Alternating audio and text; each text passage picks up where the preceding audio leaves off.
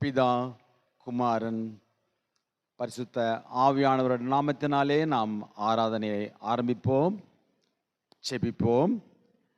எங்கள் பரலோக பிதாவே, எங்களுடைய வாழ்க்கையிலே செய்த அநேக கோடி நன்மைகளுக்காக நன்றி செலுத்துகிறோம்.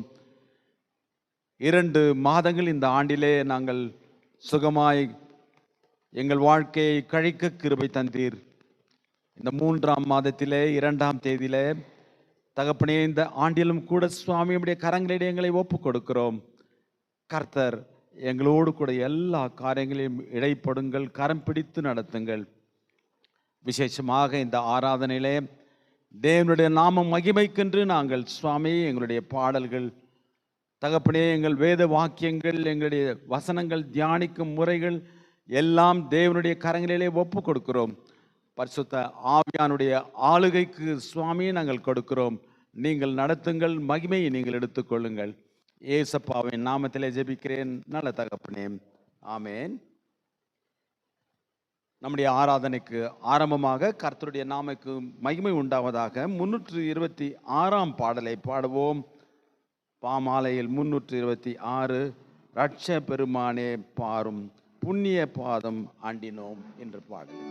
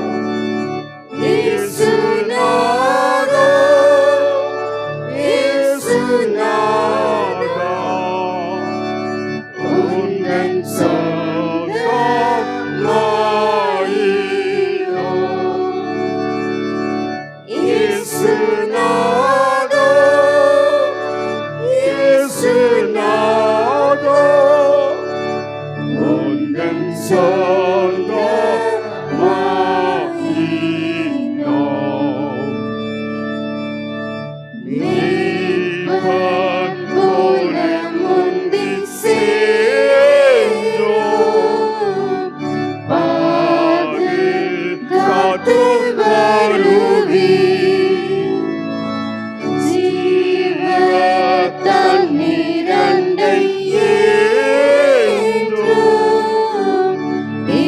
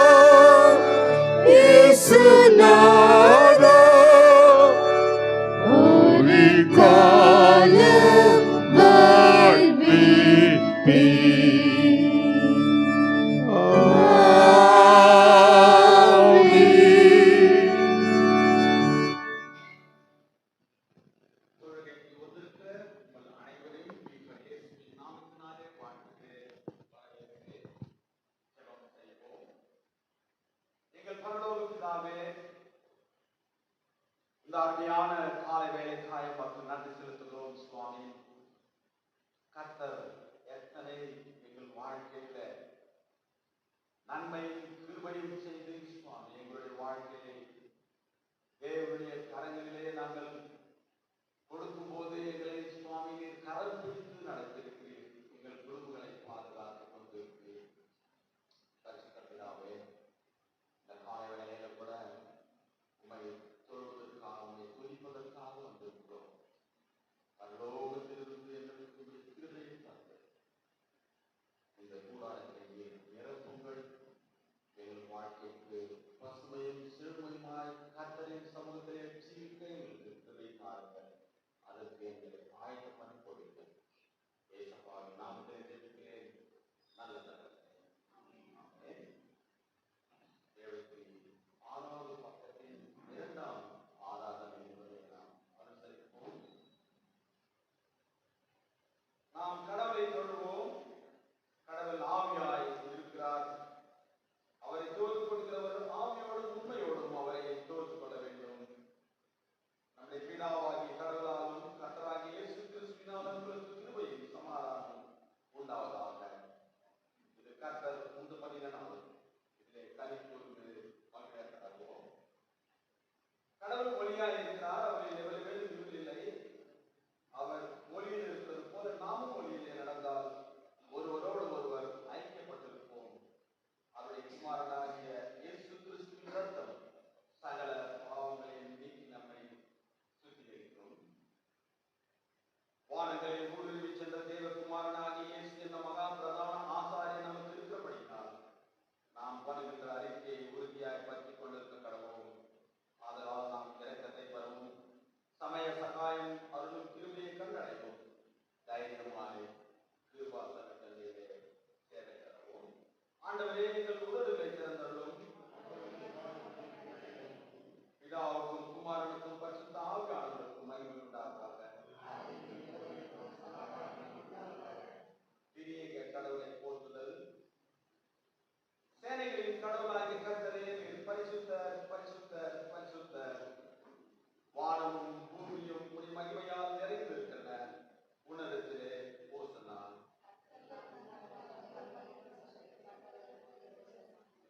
கடவுளே, நீர் பரிசுத்தர். சர்வ வல்லவரே, நீர் பரிசுத்தர். சாவாமை உடையவரே, நீர் பரிசுத்தர். ஆண்டவரே, எங்களுக்காக சிலுவையில் அறையுண்ட எங்கள் மீட்பரே, எங்கள் மேல் கிருபையாயிரும். பரிசுத்த ஆவியாகிய ஆண்டவரே, எங்கள் மேல் கிருபையாயிரும்.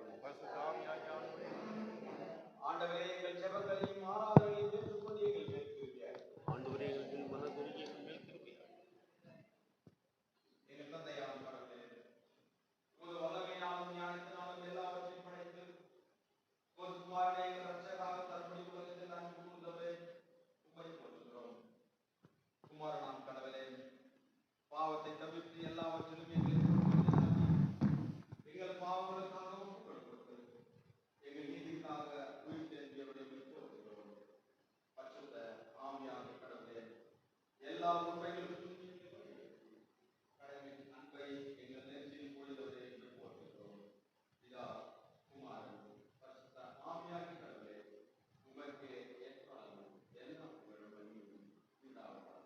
ஆமென்.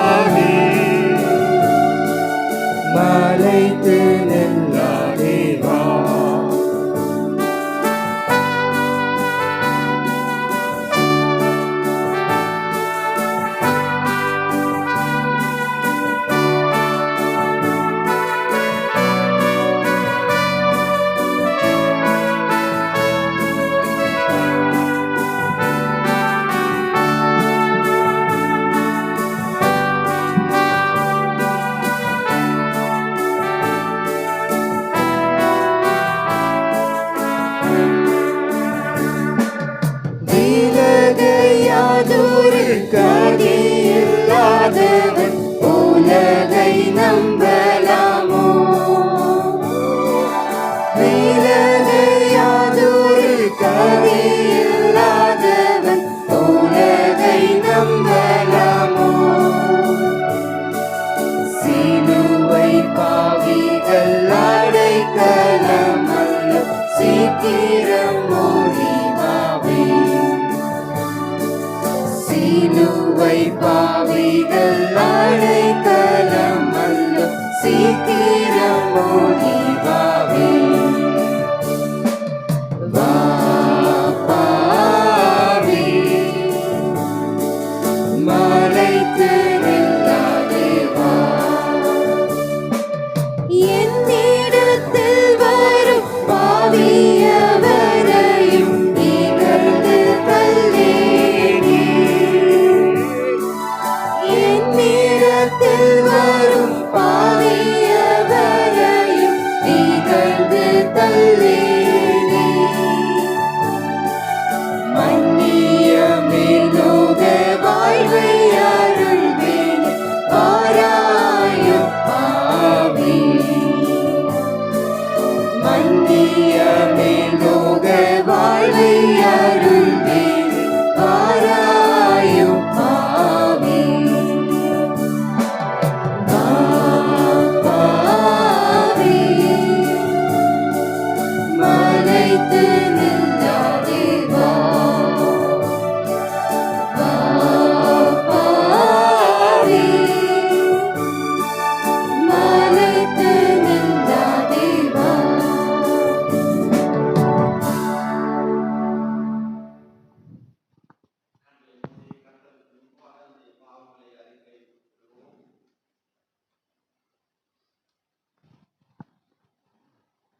இயேசுவின் ரத்தம் சகல பாவங்களை நீக்கி நம்மை சுத்திகரிப்பதற்காக கர்த்தர் நமக்கு கொடுத்த வாக்குத்தத்தத்தின் பிரகாரமாய் கடந்த நாட்களிலே, வாரங்களிலே, மாதங்களிலே நம்முடைய வாழ்க்கையிலே கர்த்தருக்கு விரோதமாய் செய்த எல்லா பாவங்களையும் கர்த்தருக்கு முன்பாக அறிக்கையிட்டு நம்மை பரிசுத்தப்படுத்தி தகுதிப்படுத்தி கர்த்தரை துதிக்க வார்த்தைகளை கேட்டு நம்மை சித்தப்படுத்திக் கொள்வோம். நமக்கு பாவம் இல்லை என்றுமானால் நம்மை நாமே வஞ்சிக்கிறவர்களாய் இருப்போம். நமக்கு உண்மை இல்லை. நமது பாவங்களை அறிக்கையிட்டால் பாவங்களை நமக்கு மன்னித்து எவ்வித அநீதியும் நீங்க நம்மை சுத்திகரிப்பதற்கு அவர் நம்பத்தக்கவரும் நீதி உள்ளவருமாய் இருக்கிறார். நான் எழுந்து என் தகப்பனிடத்தில் போய், தகப்பனே, வரத்துக்கு விரோதமாக உடைய பார்வையில் நான் பாவம் செய்தேன். இனி உடைய மகன் என்று சொல்லப்படுவதற்கு நான் பார்த்தேன் அல்ல. என்னுடைய கூலிக்காரரின் ஒருவனாக என்னை வைத்துக் கொள்ளும் என்பேன். கடவுள் ராஜ்யம் சமீபத்தில் இருக்கிறது. மனம் திரும்பி சுவிசேஷத்தில் நம்பிக்கை வையுங்கள். நமது பலவீனங்களுக்காக பரிதவிக்க முடியாத பிரதான ஆசாரியர் நமக்கு இராமல் எல்லா விதத்திலும் நம்மை போல் சோதிக்கப்பட்டோம். பாவம் இல்லாத பிரதான ஆசாரியர் நமக்கு இருக்கிறார். ஆகையால் நாம் முழங்கால் படித்து மௌனமாக நம்மை நாமே சோதித்தருவோம். சர்வ வல்லமையுள்ள கடவுளுக்கு எங்கள் பாவங்களை தாழ்மையோடு அறிக்கையிடுவோம்.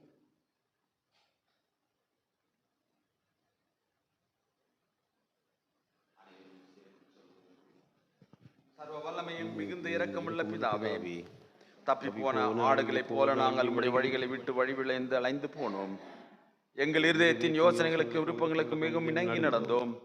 உமது பரிசுத்த கற்பனைகளுக்கு விரோதமாக குற்றம் செய்தோம். செய்யத்தக்கவளை செய்யாமல் செய்யத்தக்காதவளை செய்து வந்தோம். எங்களுக்கு சுகமே இல்லை. ஆனாலும் ஆண்டவரே தேவரீர் எங்கள் ஆண்டவராகிய இயேசு கிறிஸ்துவின் மூலமாய் மனிதர்களுக்குள் அருளிச் செய்த வாக்கு தத்தத்தின்படியே நீர் பாக்கியமுள்ள குற்றவாளியாகிய எங்களுக்கு இரங்கும். தப்பிதங்களை அறிக்கையிடுகிற எங்கள் மேல் பொறுமையாயிரும். பாவத்தை நிமித்தம் துக்கப்படுகின்ற எங்களை சீர்படுத்தும். மிகவும் இரக்கமுள்ள பிதாவே, உம்முடைய பரிசுத்த நாமத்துக்கு மகிமை உண்டாகும்படி நாங்கள் இனி தேவ பக்தியும் நீதியும் தெளிந்த புத்தி உள்ளவர்களாய் நடந்து வர இயேசு கிறிஸ்து கிருபை செய்திருளும். ஆமென்.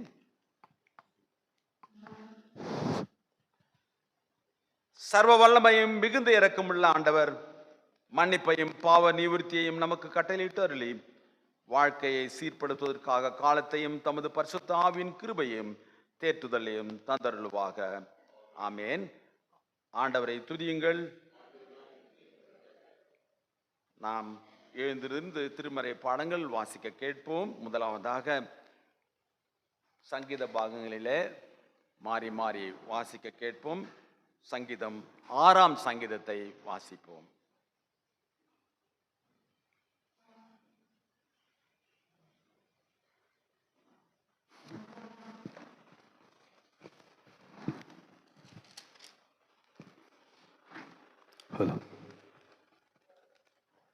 கர்த்தருடைய நாமத்துக்கு ஸ்தோத்திரம் உண்டாவதாக. இந்த 3ஆம் மாதத்தின் முதல் வாரத்தில் கர்த்தர் கொடுக்கப்பட்டதான மாறி மாறி வாசிக்க வேண்டிய சங்கீதத்தின் புஸ்தகம் 6ஆம் அதிகாரம் 1-10 முறை. சங்கீதம் 6ஆம் அதிகாரம் 1-10 வரை மாறி மாறி வாசிக்கலாம். The Lord did not be rebuke me in your anger, nor chasten to me your heart displeasure.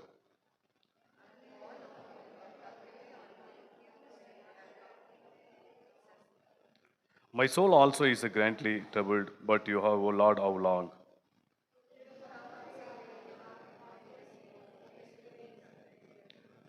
For in the death there is no remembrance of you, and the grave will be give you thanks.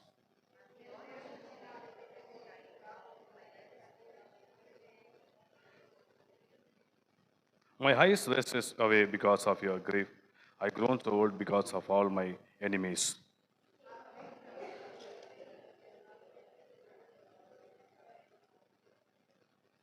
The Lord has heard my supplications, and the Lord will receive my prayer.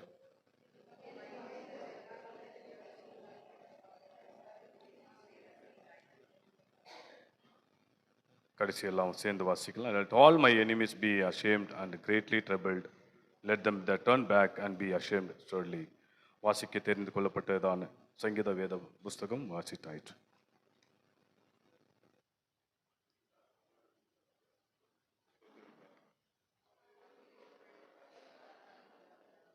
அமர்வோம்.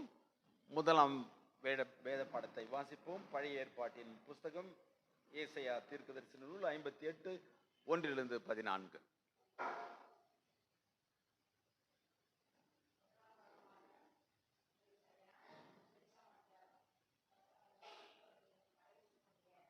ஏசாயா 58ஆம் அதிகாரம் வசனங்கள் 1 தொடங்கி கடைசி முடிய. சத்தமிட்டு கூப்பிடு, அடக்கி கொள்ளாதே. எக்காலத்தை போல உன் சத்தத்தை உயர்த்தி என் ஜனத்துக்கு அவர்கள் மீறுதலையும் யாக்கோப்பின் வம்சத்தாருக்கு அவர்கள் பாவங்களையும் தெரிவி. தாங்கள் தேவனுடைய நியாயத்தை விட்டு விலகாமல் நீதியை செய்து வருகிற ஜாதியாரை போல அவர்கள் நாடோறும் என்னை தேடி என் வழிகளை அறிய விரும்புகிறார்கள். நீதி நியாயங்களை என்னிடத்தில் விசாரித்து தேவனிடத்தில் சேர விரும்புகிறார்கள். நாங்கள் உபவாசம் பண்ணும்போது நீர் நோக்காமல் இருக்கிறது என்ன?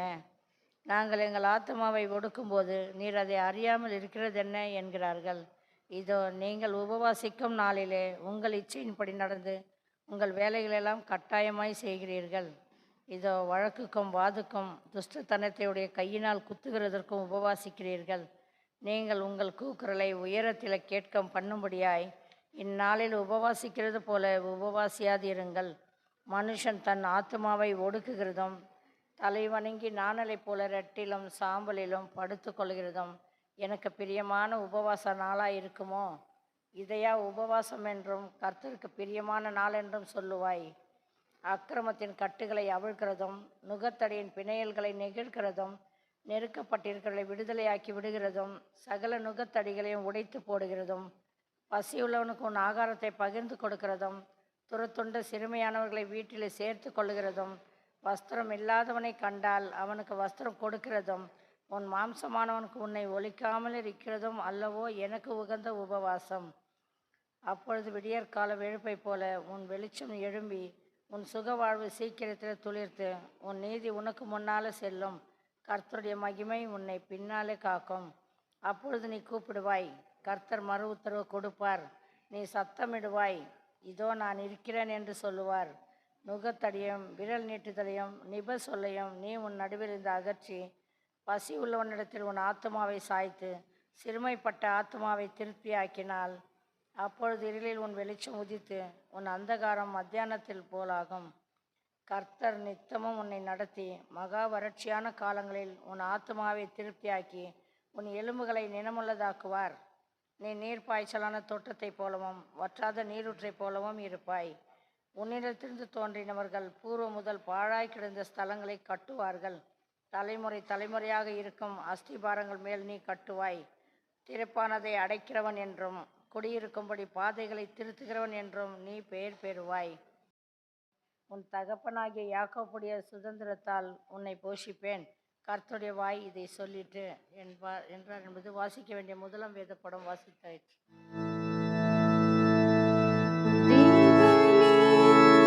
உமக்கு ஸ்தோத்திரம் உண்டாவதாக. இரண்டாம் பாடமாக பரிசுத்த பவுலடிகளார் எழுதிய ரோமருக்கு எழுதிய நிருபம் 2ஆம் அதிகாரம் 1-13 வாக்கியங்கள்.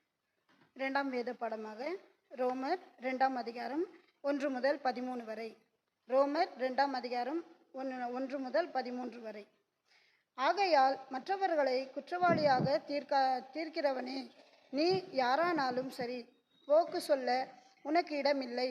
நீ குற்றமாக தீர்க்கிறவர்கள் எவைகளோ அவைகளையே நீ செய்கிறபடியால் நீ மற்றவர்களை குறித்து சொல்லுகிற தீர்ப்பினாலே உன்னைத்தானே குற்றவாளியாக தீர்க்கிறாய். இப்படிப்பட்டவர்களை செய்கிறவர்களுக்கு தேவனுடைய நியாய தீர்ப்பு சத்தியத்தின்படியே இருக்கிறதென்று அறிந்திருக்கிறோம். இப்படிப்பட்டவர்களை செய்கிறவர்களை குற்றவாளி என்று தீர்த்தும் அவைகளையே செய்கிறவனே, நீ தேவனுடைய நியாய தீர்ப்புக்கு தப்பிக்கொள்ளலாம் என்று நினைத்தாயோ? அல்லது தேவதயவு நீ குணப்படும்படி உன்னை ஏவுகிறதென்று அறியாமல் அவருடைய தயவு, பொறுமை, நீடிய சாந்தம் இவைகளின் ஐஸ்வர்யத்தை அசட்டை பண்ணுகிறாயோ? உன் மனக்கடினத்திற்கும் குணப்படாத இதயத்திற்கும் ஏற்றபடி தேவனுடைய நீதியுள்ள தீர்ப்பு வெளிப்படும் கோபாக்கினை நாளிலே உனக்காக கோபாக்கினையை கூவித்து கொள்கிறாயே. தேவன் அவனுடைய கிரியைகளுக்கு தக்கதாய் அவனுக்கு பதில் பலனளிப்பார். சோர்ந்து போகாமல் நற்கிரியைகளை செய்து மகிமையையும் கனத்தையும் அழியாமையையும் தேடுகிறவர்களுக்கு நித்திய ஜீவனை அளிப்பார். சண்டைக்காரராயிருந்து சத்தியத்திற்கு கீழ்ப்படியாமல் அநியாயத்திற்கு இருக்கிறவர்களுக்கோ உக்கிர கோபாக்கினை வரும். முன்பு யூதரிலும் பின்பு கிரேக்கரிலும் பொல்லாங்கு செய்கிற எந்த மனுஷ ஆத்மாக்கும் உபத்திரவமும் வியாகுலமும் உண்டாகும். முன்பு யூதரிலும் பின்பு கிரேக்கரிலும் எவன் நன்மை செய்கிறவனோ அவனுக்கு மகிமையும் கனமும் சதா காலமும் உண்டாகும். தேவனிடத்தில் பட்சபாதம் இல்லை.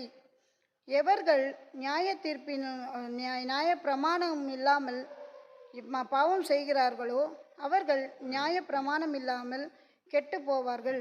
எவர்கள் நியாய பிரமாணத்துக்குட்பட்டவர்களாக பாவம் செய்கிறார்களோ அவர்கள் நியாய பிரமாணத்தினாலே ஆக்கினை தீர்ப்படைவார்கள். நியாயம் பிரமாணத்தை கேட்கிறவர்கள் தேவனுக்கு முன்பாக நீதிமான்கள் அல்ல. நியாய பிரமாணத்தின்படி செய்கிறவர்களே நியாயமான்களாய் இருக்கப்படுவார்கள். வாசிக்க வேண்டிய 2ஆம் வேத பாடம் வாசித்தாயிற்று.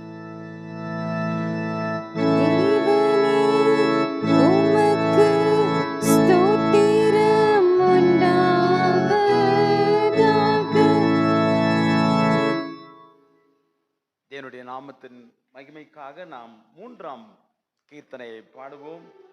ஆகமங்கள் புகழ் வேதா நமோ நமோ என்ற பாடலை.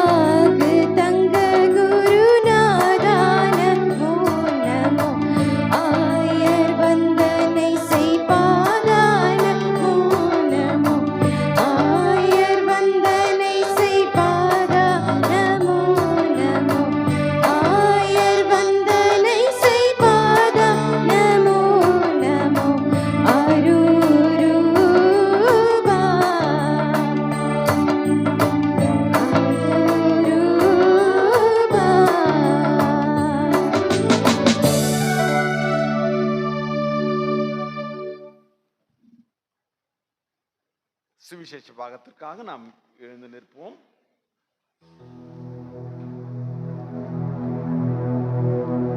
பரிசுத்த யோவான் எழுதிய நற்செய்தி நூல் 5ஆம் அதிகாரம் 1 to 9 வாக்கியங்கள்.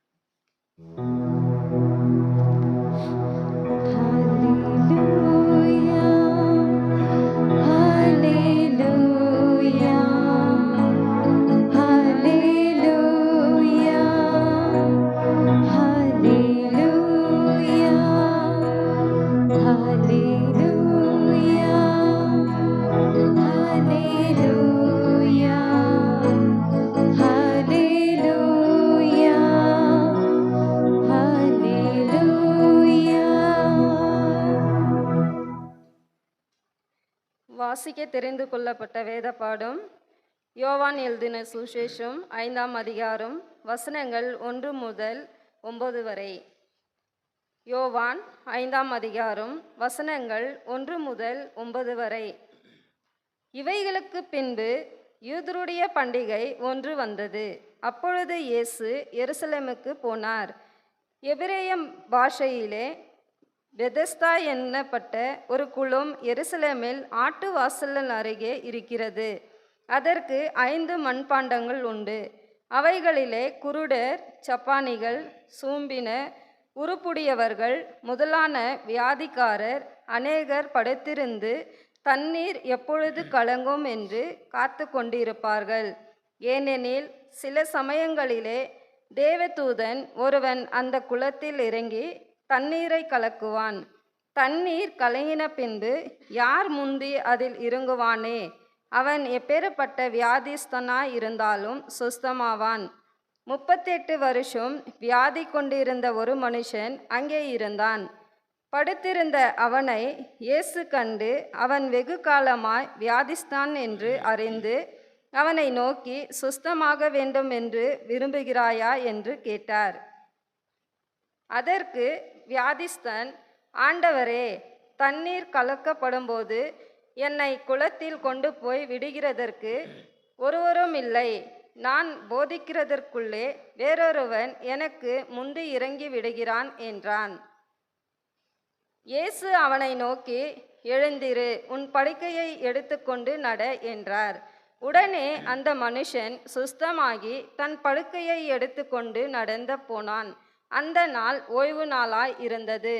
வாசிக்க வேண்டிய சுவிசேஷ பாடம் வாசித்தாயிற்று.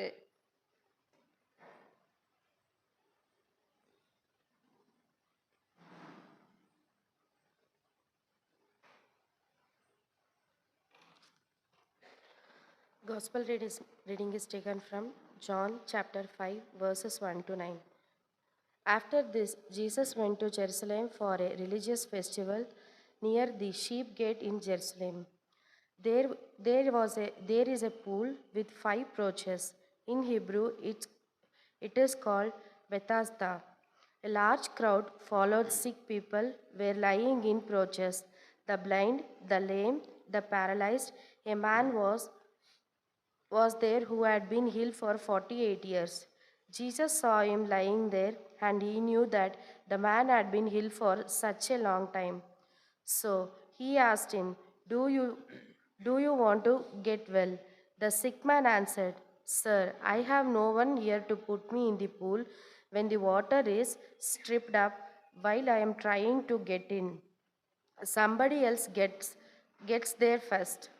Jesus said to him, Get up, pack up your mat and walk. Immediately the man got up well. He packed up his mat and started walking. The day this happened was a Sabbath. This is the end of the reading. கிறிஸ்துவே உமக்கு மகிமை உண்டாவதாக. அமர்வோம். ஞாயிறு பிள்ளைகளிலிருந்து நாம் மனப்பாட வசனத்தை கேட்போம். Please come forward, children.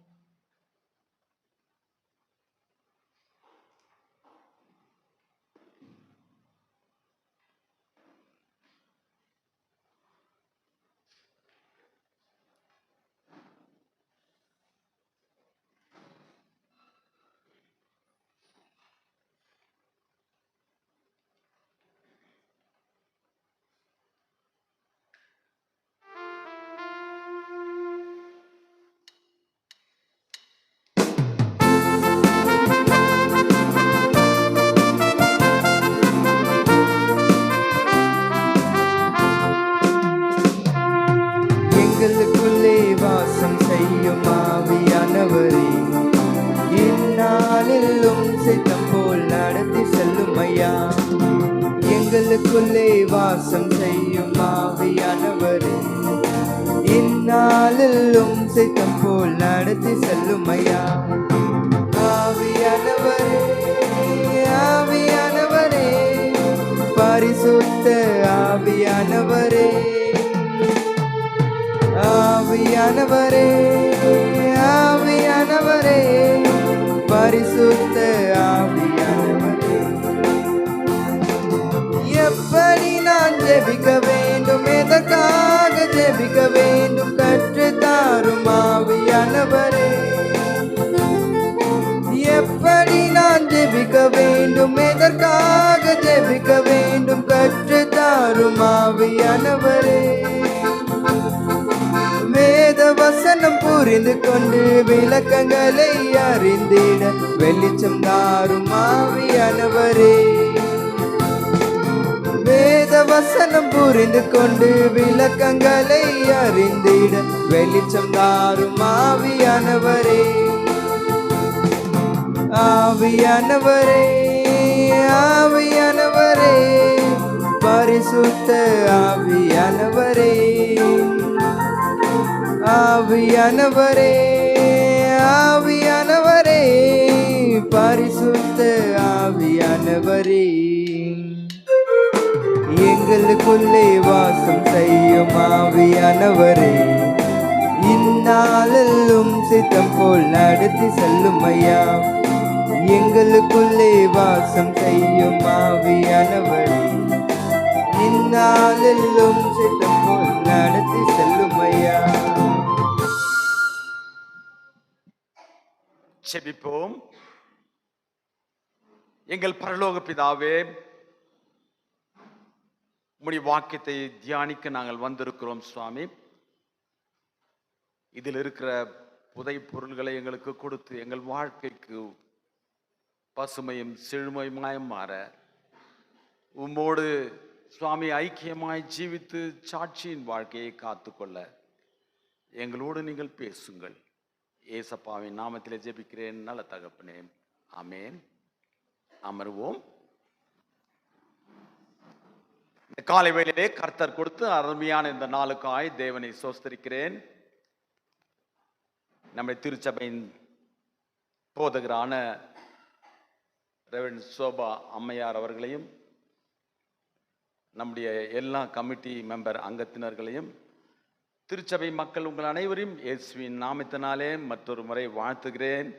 வாக்கியங்களை நாம் தியானிப்போம்.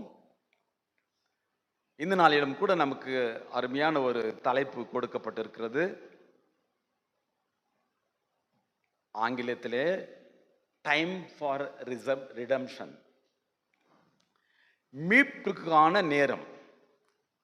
மீட்பர் இயேசுவினுடைய நேரத்தை தியானிக்கின்ற ஒரு தலைப்பாய் இந்த நாளிலே நமக்கு கொடுக்கப்பட்டிருக்கிறது. இந்த இந்நிலையிலே நாம் ஏசாயா 58 1-14, ரோமர் 2 அதிகாரம் 1-13 வாக்கியங்களை வாசித்தோம். பிறகு பரிசுத்த யோவான் எழுதிய நற்செய்தி நூல் 5 அதிகாரம் 1-9 வாக்கியங்களை கூட நாம் வாசித்தோம். இதிலே அனைத்திலையும் நமக்கு கொடுக்கப்பட்டிருக்கிற செய்தி என்னவென்றால், தேவன் மனிதனாக உலகத்திற்கு வந்து அவர் காணக்கூடாத இருந்த கர்த்தரை அவருடைய மனித சாயலிலே, இவர்தான் தேவன், அன்பு நிறைந்தவர், அவர் நம் மீது வைத்திருக்கிற அவ்வளவு பெரிதான கிருபையினாலே தன்னுடைய ஜீவனை கொடுத்து அவருடைய இரத்தத்தினாலே மீட்கப்பட்டிருக்கிறோம், அந்த செய்தியை வலியுறுத்துவதாய் இருக்கின்றது. ஆகையினால இந்த கால வேளையில கூட நான் நாளுக்கென்று தியானிக்க பரிசுத்த யோவான் எழுதிய நற்செய்தி நூல் 5 அதிகாரத்திலே அடங்கியுள்ள ஒரு அருமையான நடந்த சம்பவத்தை குறித்து நாம் தியானிக்க இருக்கின்றோம். யோவான் 5 அதிகாரம். இதிலே முதலாவது வாக்கியத்திலே நாம் பார்க்கும்போது, இவைகளுக்கு பின்பு யூதருடைய பண்டிகை ஒன்று வந்தது. அப்போது இயேசு எருசலேமுக்கு போனார். யூத கலாச்சாரத்தில் எப்போது எல்லாம் பண்டிகை வருகிறதோ அப்போது கண்டிப்பாக குடும்பமாக அவர்கள் எருசலேமுக்கு செல்ல வேண்டும். கர்த்தருடைய பண்டிகை 7 இருக்கிறது, பழைய ஏற்பாட்டில் இருக்கிறது. விசேஷமான பண்டிகை அதிலே பஸ்கா பண்டிகை, இரண்டாவதாக பெண்டகாஸ்டல் பண்டிகை, மூன்றாவதாக கூடார பண்டிகை டேபர்னக்கிள் பண்டிகை, இன்னும் 4 பண்டிகை இருக்கிறது. ஆனால் இது யூதருடைய பண்டிகை, இது வேறு பண்டிகை, இதை விட்டு வேறு பண்டிகை இது. ஆனால் அந்த பண்டிகைக்கு அவர் வந்திருக்கிறார்கள். ஏசப்பாவும் அந்த பண்டிகைக்கு அந்த இடத்திலே எருசலேமுக்கு வந்திருக்கிறார்கள். இந்த இடத்துல ஒரு சம்பவம் நடந்ததை நாம் பார்க்கின்றோம். இது என்ன சம்பவம் என்றால், ஒரு மனிதன் அவன் அனைவராலும் விடப்பட்டவன். ஆனால் அவனை இயேசு கண்டு அவனை சுகம் கொடுக்கின்ற ஒரு செய்தியை தான் இந்த இடத்திலே பார்க்கிறோம். நம்பிக்கை இல்லாத ஒரு வாழ்க்கைக்கு நம்பிக்கையும், அவனை மறுபடியுமாக தன்னுடைய சரீரத்தின் பலத்தை கொடுத்து சமுதாயத்திற்கு அனுப்பி சென்று அவர் என்ன செய்கிறார் என்றால் ஒரு முழு மனிதனாக மாற்றுகிறார்.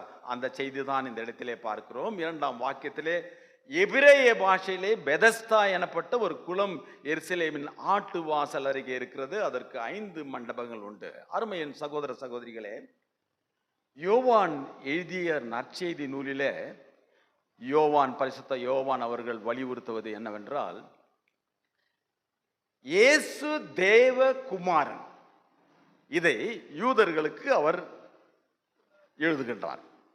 ஆகையினால இந்த இடத்துல எபிரேய பாஷையிலே பெதஸ்தா எனப்பட்ட ஒரு குளம் எருசலேமின் வாசல் அருகே இருக்கிறது, ஆட்டுக்குட்டி வாசல் அருகே இருக்கிறது. அதற்கு 5 மண்டபங்கள். இது யாருக்கு எழுதுகிறார்? யூதருக்கு எழுதுகிறார். எபிரேய பாஷையிலே பெதஸ்தா என்ற பெயரை கொடுக்கிறார். இது அனைவருக்கும் யூதர்களுக்கு தெரிந்த ஒரு இடம்தான். ஆனால் ஏன் இப்படியாக எழுதுகிறார்? இப்போ ஒருவேளை நம்முடைய பகுதியில் HAL ஃபேக்டரி பற்றி நான் அதிகமாக எந்த பக்கம் இருக்கிறது அதெல்லாம் சொன்னாங்களா உங்களுக்கு ஆச்சரியமா இருக்கும். அல்லது இந்த பக்கத்தில் வந்து விஞ்ஞான நகர் எங்கே இருக்குது அப்படின்னு சொல்லிட்டு அதை பேசினாக்கா இன்னும் தெரிஞ்ச விஷயம் தானே. ஆனால் யோவான் இங்கு எழுதும் போது என்ன எழுதுகிறார் என்றால், எந்த எபிரேய பாஷையிலே பெதஸ்தா எனப்பட்ட ஒரு குளம் எருசலேமின் ஆட்டு வாசலின் புதுசாக எழுதுற மாதிரி எழுதுறார். அப்படின்னா என்ன அர்த்தம்?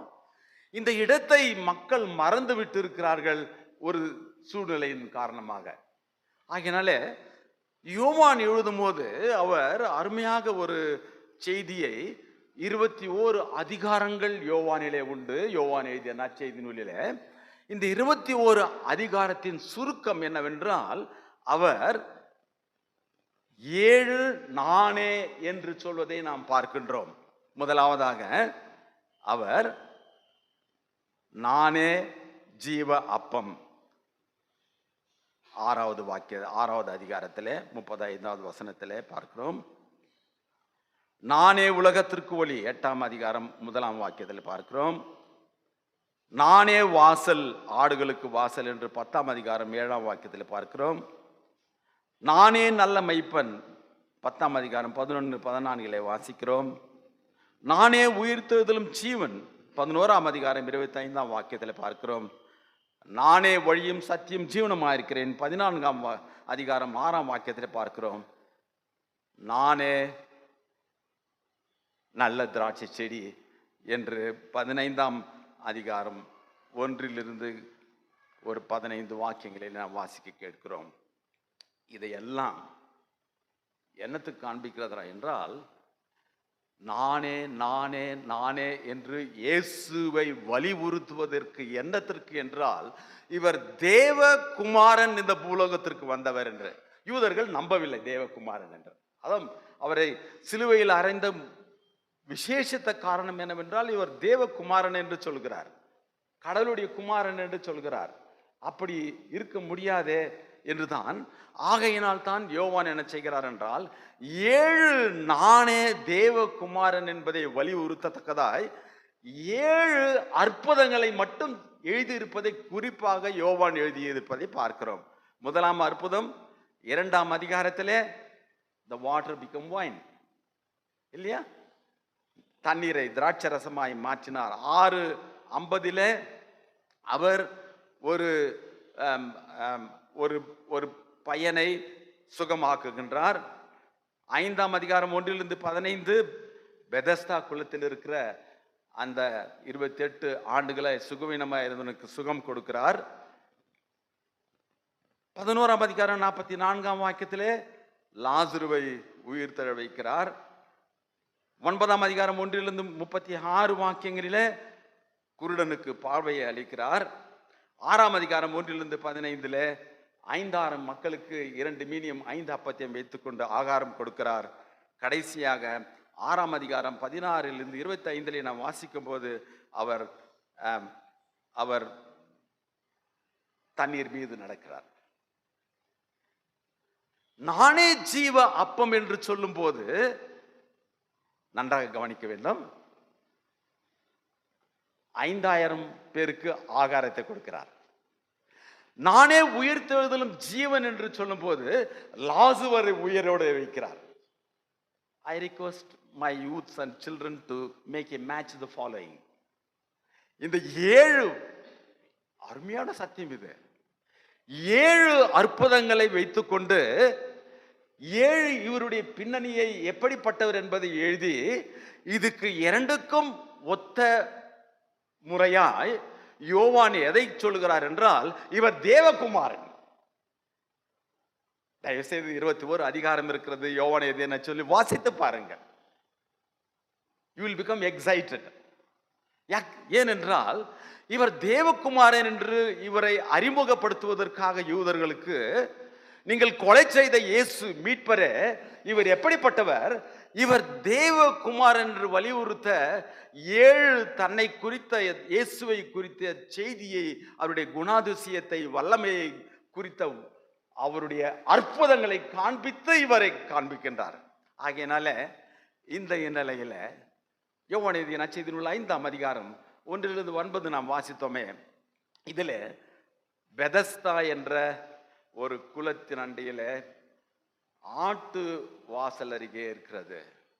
12 வாசல்கள் அந்த எருசலேம் நகரத்திற்கு உண்டு. அதிலே ஒன்று ஆட்டு வாசல். என்ன ஆட்டு வாசல்? இவர்கள் ஆடு மாடுகளை அந்த வாசலிலே கொண்டு போய் பலியிடுவதற்காக ஆலயத்திற்குள்ளாக எடுத்து செல்கின்ற ஒரு வாசல் அது.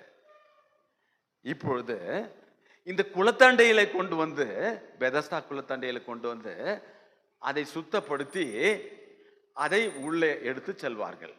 ஆகையினால் தான் அதற்கு ஆட்டு வாசல் என்று பெயர். இந்த இடத்திற்கு இயேசு கிறிஸ்து வருகிறார். என்னத்திற்கு? அடுத்த வாரத்திலிருந்து நாம் எதை தியானிக்க இருக்கின்றோம்? Lenten days. லென்டன் டேஸ் என்னத்திற்கு ஆரம்பம்? பெருவெள்ளிக்கிழமையிலே நாம் தியானிக்க இருக்கின்ற இயேசுவின் பாடும் மரணமும் சிலுவையில் அறையப்பட்ட காட்சியும் நாம் தியானிக்கின்றோம். ஆடு எப்படியாக அந்த வாசலுக்குள்ளாக, எருசலேமுக்குள்ளாக செல்ல போகிறதோ, செல்கின்றதோ, அந்த வாசலிலே இயேசு கிறிஸ்து இப்பொழுது போகிறார். என்னத்திற்கு? அடிக்கப்படுவதற்கு. ஆகையினால் தான் இந்த இடத்துல வந்திருக்கிறார். அருமையான செய்தி இது. என்ன அருமையாக யோவான் எழுதிய அப்போஸ்தலர் யோவான் எழுதிய இந்த செய்தியை நாம் வாசிக்கிறோம். வேற வாசல்ல போயிருக்கலாமே, ஏன் ஆட்டு தொழு வாசலிலே சென்றார்? அடிக்கப்பட்ட ஆடாய் எருசலேமுக்குள்ளாக சென்று உன்னையும் என்னையும் மீட்டுக் கொள்வதற்காக கர்த்தராகிய இயேசு கிறிஸ்து மீட்பர் கொடுத்த இந்த நேரத்தை நாம் பார்க்கின்றோம். Everybody understood this. எல்லாருக்கும் புரிந்தது என்று நினைக்கிறேன். ஆகையினால் ஆட்டு வாசல் அடியிலே இருக்கிறது, அதற்கு 5 மண்டபங்கள் இருக்கிறது. அந்த இடத்துல நாம் பார்க்கிறோம், அவைகளிலே குருடர், சப்பானிகள், சும்பின ஒடிப்பெறுவர்கள் முதலான வியாதிக்காரர்கள் அநேக படுத்திருந்து தண்ணீர் எப்பொழுது கலங்கும் என்று காத்து கொண்டு இருப்பார்கள். ஏனெனில் சில சமயங்களில் தேவதூதன் ஒருவன் அந்த குளத்தில் இறங்கி தண்ணீரை கலக்குவான். தண்ணீர் கலங்கின பின்பு யார் முந்தி அதில் இறங்குகிறானோ அவன் எப்பேற்பட்ட வியாதியஸ்தனாக இருந்தாலும் சொஸ்தமாவான். என் அன்பு சகோதர சகோதரிகளே, ஒரு நம்பிக்கை இருந்தது 2000 ஆண்டுகளுக்கு முன்பாக. என்ன நம்பிக்கை என்றால், அந்த இடத்திலே பெதஸ்தா என்றால் அதற்கு கருணையின் வீடு, மெர்சி ஹோம். ஏனென்றால் வியாதியஸ்தர்களை அந்த இடத்திலே கொண்டு வருவார்களாம். அந்த இடத்திலே கொண்டு வந்து சில நேரங்களிலே தேவ தூதர்கள் அந்த தண்ணீரை கலக்குவார்களாம். யார் முதல் அந்த தண்ணீருக்குள்ளாக இறங்குறானோ அவன் எப்படிப்பட்ட வியாதியஸ்தனாக இருந்தாலும் சுகமடைவான். இது ஒரு நம்பிக்கை அந்த இடத்திலே இருந்த ஒரு சூழ்நிலையை நாம் பார்க்கின்றோம். இந்த இந்நிலையில ஒருவன் படுத்து இருக்கின்றான். இவன் குறித்து 38 வருஷம் வியாதி கொண்டு ஒரு மனுஷன் அங்கே இருந்தான் என்று பார்க்கிறோம். என் அன்பு சகோதர சகோதரிகளே, இப்பொழுது கூட அந்த இடத்துல சென்ட் ஆன்ஸ் என்று ஒரு தேவாலயம் இருக்கிறது. அது 1856ஆம் ஆண்டு கட்டப்பட்டது. சென்ட் ஆன்ஸ் யாரு? ஹானி என்று சொல்லுகிறோமே, மேரியினுடைய தாயார். மேரி தாயார் அவருடைய குடும்பம் அந்த இடத்திலே வசித்ததாக வரலாறு கூறப்படுகிறது. ஆகையினால் தான் அந்த இடத்துல ஒரு பெரிய தேவாலயத்தை அப்போது கட்டியிருக்கிறார்கள். இப்பொழுதும் இருக்கிறது. இப்பொழுது கூட போய் பார்க்கலாம். அதை இது கட்டுக்கதை அல்ல, நடந்த சம்பவம், வரலாற்றில் எழுதப்பட்டு இருக்கிற ஒரு சம்பவம். கும்ரான் கேவ் என்று நீங்கள் கேள்விப்பட்டிருப்பீர்கள். அந்த இடத்திலே ஒரு ஆடு மேய்க்கிறவன் செல்கிறான், ஒரு குகையை பார்க்கிறான். அந்த இடத்துல கீழே பார்க்கும்போது என்ன நடக்கிறது என்றால், ஒரு சுரங்கம் போல காணப்படுகிறது. இவன் அனைவரையும் அழைத்து சென்று இவனுடைய ஆடு அந்த கீழே போய் விடுகிறது என்று பார்க்க குனிந்து பார்க்கும்போது என்ன இருக்கிறது போல தெரிந்தது. அந்த இடத்துல அநேகரை சுற்றி இருக்கிறவர்களை அழைத்து வந்து பார்க்கும்போது புத்தக சுருள்கள் மண் பாத்திரங்களிலே பாண்டங்களிலே உள்ளே வைத்து லினன் கிளாத்திலே அதை சுற்றி வைத்திருப்பதை புதைப்பொருள் ஆராய்ச்சியாளர்கள் எடுத்து பார்க்கும்போது அது சத்திய வேதத்திலே இருக்கிற பல ஏசாயா தீர்க்க தரிசன நூல், யோபுவின் புஸ்தகத்தின் பல பாகங்கள், இன்னும் சங்கீத பாகங்கள், இவ்விதமாக அந்த இடத்திலே எடுத்து பார்க்கும்போது அதிலே பெதஸ்தா என்ற பதத்தை கூட எழுதி வைத்திருக்கிறார்கள். பெதஸ்தா குலத்தை பற்றி எழுதியிருக்கிறார்கள். அப்படி என்றால் என்ன? 2000 ஆண்டுகளுக்கு முன்பாக நடந்த ஒரு சம்பவம் தான் இது. இந்த இடத்துல 38 வருஷமாய் வியாதி இருந்த ஒரு மனுஷன் அங்கே இருந்தான். 38 வருஷம் வியாதி. கொஞ்ச நாள் நம்ம சுகவீனமா இருந்தா கூட எவ்வளவு கஷ்டப்படுறோம் இல்லைங்களா? ஒரு 2-3 மாதங்களுக்கு முன்பாக எனக்கு சற்று சுகவீனமாயானது. ஏறக்குறைய ஒரு 10-15 நாள் நான் கொஞ்சம் சிரமமாக இருந்தது. ஆனால் கர்த்தர் கிருபையிலே சுகமடைந்தேன். ஆனால் அந்த நேரத்தில் எத்தனை கஷ்டங்கள், அநேக காரியங்களில் ஆனது. ஹாஸ்பிட்டலுக்கு போகிறதுக்கு கஷ்டம், சாப்பிட்றதுக்கு கஷ்டம், இது மாதிரி ஆச்சு. 38 வருஷமாய் ஒரு மனிதன் வியாதியாக இருந்தான்னா அவனுடைய என்ன சொல்றது, அவனுடைய சூழ்நிலையை பாருங்கள். அவன் தீராத வியாதியிலே இருந்த ஒரு மனிதன். அந்த மனுஷன் அங்கே இருந்தான். இந்த மனுஷன் படுத்திருப்பதை இயேசு அவனை காண்கிறார். 6ஆம் வாக்கியத்தில் நாம் இந்த மனுஷனை பற்றி பார்க்கும்போது அவன் 38 வருஷமா அந்த குளத்துக்கு உள்ள போக முடியாத ட்ரை பண்ணியிருப்பான், போக முடியல. ஒவ்வொரு முறையும் ட்ரை பண்றான், அவன் போக முடியல. He is a defeated life. முதலாவது காரியம், the condition of the sick man. என்ன, இந்த வியாதி இருந்த மனிதனுடைய சூழ்நிலையும் அவனுடைய அவல நிலையும் பாருங்கள். எப்படி அவன் ஏதோ ஒரு பண்டிகை நேரத்தில் கொண்டு வந்து அல்லது வேற நேரத்தில் கொண்டு வந்து குளத்து பக்கத்தில் உட்கார வச்சுட்டு போயிடுவாங்க. இவர்கள் அங்கேயே தான் இருப்பாருங்க, வீட்டுக்கு வர முடியாது. இவனுடைய உறவினர்கள் யாரும் பார்த்துக்க மாட்டாங்க, நண்பர்கள் யாரும் பார்த்துக்க மாட்டாருங்க, சமுதாயத்தில் ஜனங்க யாரும் பார்த்துக்க மாட்டாங்க. இவனால் எழுந்தும் போக முடியாது. இவ்விதமாக 100கணக்கான மக்கள் அந்த இடத்துல இருப்பார்கள். அவர்கள் அந்த இடத்தை சுற்றிலுமாய் எவ்வளவு அதை அசுத்தப்படுத்தி வைத்திருப்பார்கள் பாருங்க. ஆகையினால யூதர்கள் அந்த பக்கமே போறதில்லை. இப்ப அதனால தான் இவர் எழுதுறாரு, எபிரேய பாஷையிலே பெதஸ்தா எனப்பட்ட ஒரு குளம் எருசலேமின் ஆட்டு வாசல் இருக்குதுன்னு நினைப்பு விட்டுறாரு. ஏன்னா யூத ஜனங்கள் அந்த இடத்துல வந்து ரொம்ப அங்கே எல்லா காரியங்களும் எழுந்து போக முடியாதவன், அவன் அங்கே படுக்கையில் இருக்கிறவன் வந்து அவன் வந்து அங்கே சுற்றிலுமாய் அவன் படுத்திருக்கிற ஒரு இடத்துல ஒரு நேரத்தில் படுத்தா கூட பரவாயில்ல, கொஞ்ச நாள் படுத்தா 38 வருஷம் படுத்துனுக்கிறான். இது மாதிரி எத்தனை பேர் இருந்துப்பாங்க தெரியாது, அநேகர் இருந்திருக்கிறார்கள். ஆகையினால அசுத்தம் நிறைந்த இடத்திலே இயேசு கிறிஸ்து போகிறார், மற்றவர்கள் யாரும் போவதற்கு பிரியமில்லை. படுத்திருந்த அவனை இயேசு கண்டு, நம்மை இயேசு ஒருமுறை பார்த்து விட்டால் போதும், நம்முடைய வாழ்க்கையில் இருக்கிற எல்லா பிரச்சனைகளும் அவருக்கு தெரியும். அநேகரை பார்த்திருப்பார், ஆனால் அவர்கள் ஒருவேளை இவனை கூட குறைவாக சரீரத்திலே பலவீனங்களா இருந்திருக்கலாம். ஆனால் இவன் 38 வருஷமா அந்த இடத்துல இருக்கிறான். என் அன்பு சகோதர சகோதரிகளே, இயேசுவினுடைய கண்களுக்கு இவன் காண்கிறான். ஒருவேளை அவருடைய உறவினர்கள் விட்டு சென்றிருக்கலாம்,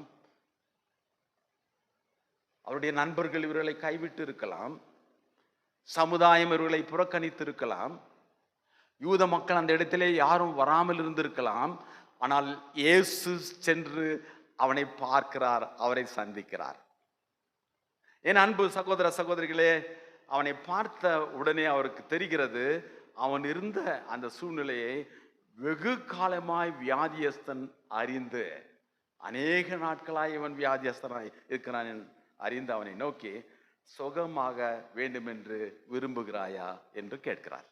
என் அன்பு சகோதர சகோதரிகளை, இவ்வளவு நாள் சுகமா இல்லாதவனை பார்த்துட்டு சுகமாக விரும்புகிறாயான்னு சொல்லிட்டு யாருன்னா கேட்பாங்களா? ஹாஸ்பிட்டலில் படுத்துட்டு இருக்கிறோம், அல்லாட்டி வீட்டில் படுத்துன்னு இருக்கிறோம், சுகவீனமா இருக்கிறான், நீங்க சுகமாகறதுக்கு விருப்பப்படுறீங்களா யாருன்னா வந்து கேட்டா என்ன செய்வோம்? என்னடா இது, நான் தான் கஷ்டப்பட்டு இருக்கிறேன், எப்போ சுகமாயிட்டு மற்றவர்களை போல நான் நடக்கணும் இல்லைங்களா? இந்த கேள்வி ஒரு மாதிரி வித்தியாசமா இருக்குது இல்ல? ஏன் தெரியுங்களா? இவனுக்கு விருப்பம் இருக்கிறதா சுகமாகி மறுபடியுமாக சமுதாயத்திற்கு வர? இன்று இவனுடைய விருப்பத்தை அறிந்துதான் நமக்கு உதவி செய்கிறார். இந்த காலை வேளையில கூட கர்த்தர் நம்மை பார்க்கிறார். அதே நேற்றும் இன்றும் என்றும் மாறாத இயேசு கிறிஸ்து நமக்கு இருக்கிறார். அவர் என்ன செய்கிறார் என்றால், நம்முடைய வாழ்க்கையை பார்த்து, நம்முடைய சரீரத்தை பார்த்து பார்க்கிறார். நாம் விருப்பப்பட்டால் நமக்கு உதவி செய்கிறார். அதற்கு வியாதியஸ்தன் கூறுகிறான், ஆண்டவரே, தண்ணீர் கலக்கும் போது என்னை குளத்தில் கொண்டு போய் விடுகிறதற்கு ஒருவருமில்லை, நான் போகிறதற்கு வேறொருவன் எனக்கு முந்தி போய் விடுகிறான் என்றான். சுகமாக விரும்புகிறாயா என்று சொல்லும் போது ஆம் அல்லது இல்லை என்று தான் சொல்ல வேண்டும் இல்லைங்களா? இவன் என்ன செய்கிறான் என்றால், இவனுடைய இன்எபிலிட்டி, இவனுடைய கஷ்டத்தை, இவனுடைய இயலாமையை கர்த்தரிடத்திலே அறிவிக்கிறான். நான் போகிறதற்கு முன்பாக வேறொருவன் சென்று விடுகிறான். ஆகையினால 38 வருஷமாய் நான் முயற்சி செய்து தோல்வி அடைந்தவன் நான். இவன் எப்படிப்பட்டவன்? தோல்வி அடைந்தவன். வாழ்க்கையிலே தோல்வி அடைந்தவன், சரீரத்திலே தோல்வி அடைந்தவன், சமுதாயத்திலே ஒடுக்கப்பட்டவன், வெறுக்கப்பட்டவன், எதுக்கும் உதவாது என்று சொல்லப்பட்டவன். இந்த காலவேளையிலே நம்முடைய வாழ்க்கையில இப்படியாக தோல்வி ஏதாவது ஒரு பாகத்திலே அடைந்திருக்கிறோமா? நம்முடைய குடும்பம் வெறுத்து இருக்கிறதா? அயலகத்தார் வெறுத்து இருக்கிறார்களா? நம்முடைய உறவினர்கள் வெறுத்து இருக்கிறார்களா? நம்முடைய நண்பர்கள் நம்மை வெறுத்து இருக்கிறார்களா?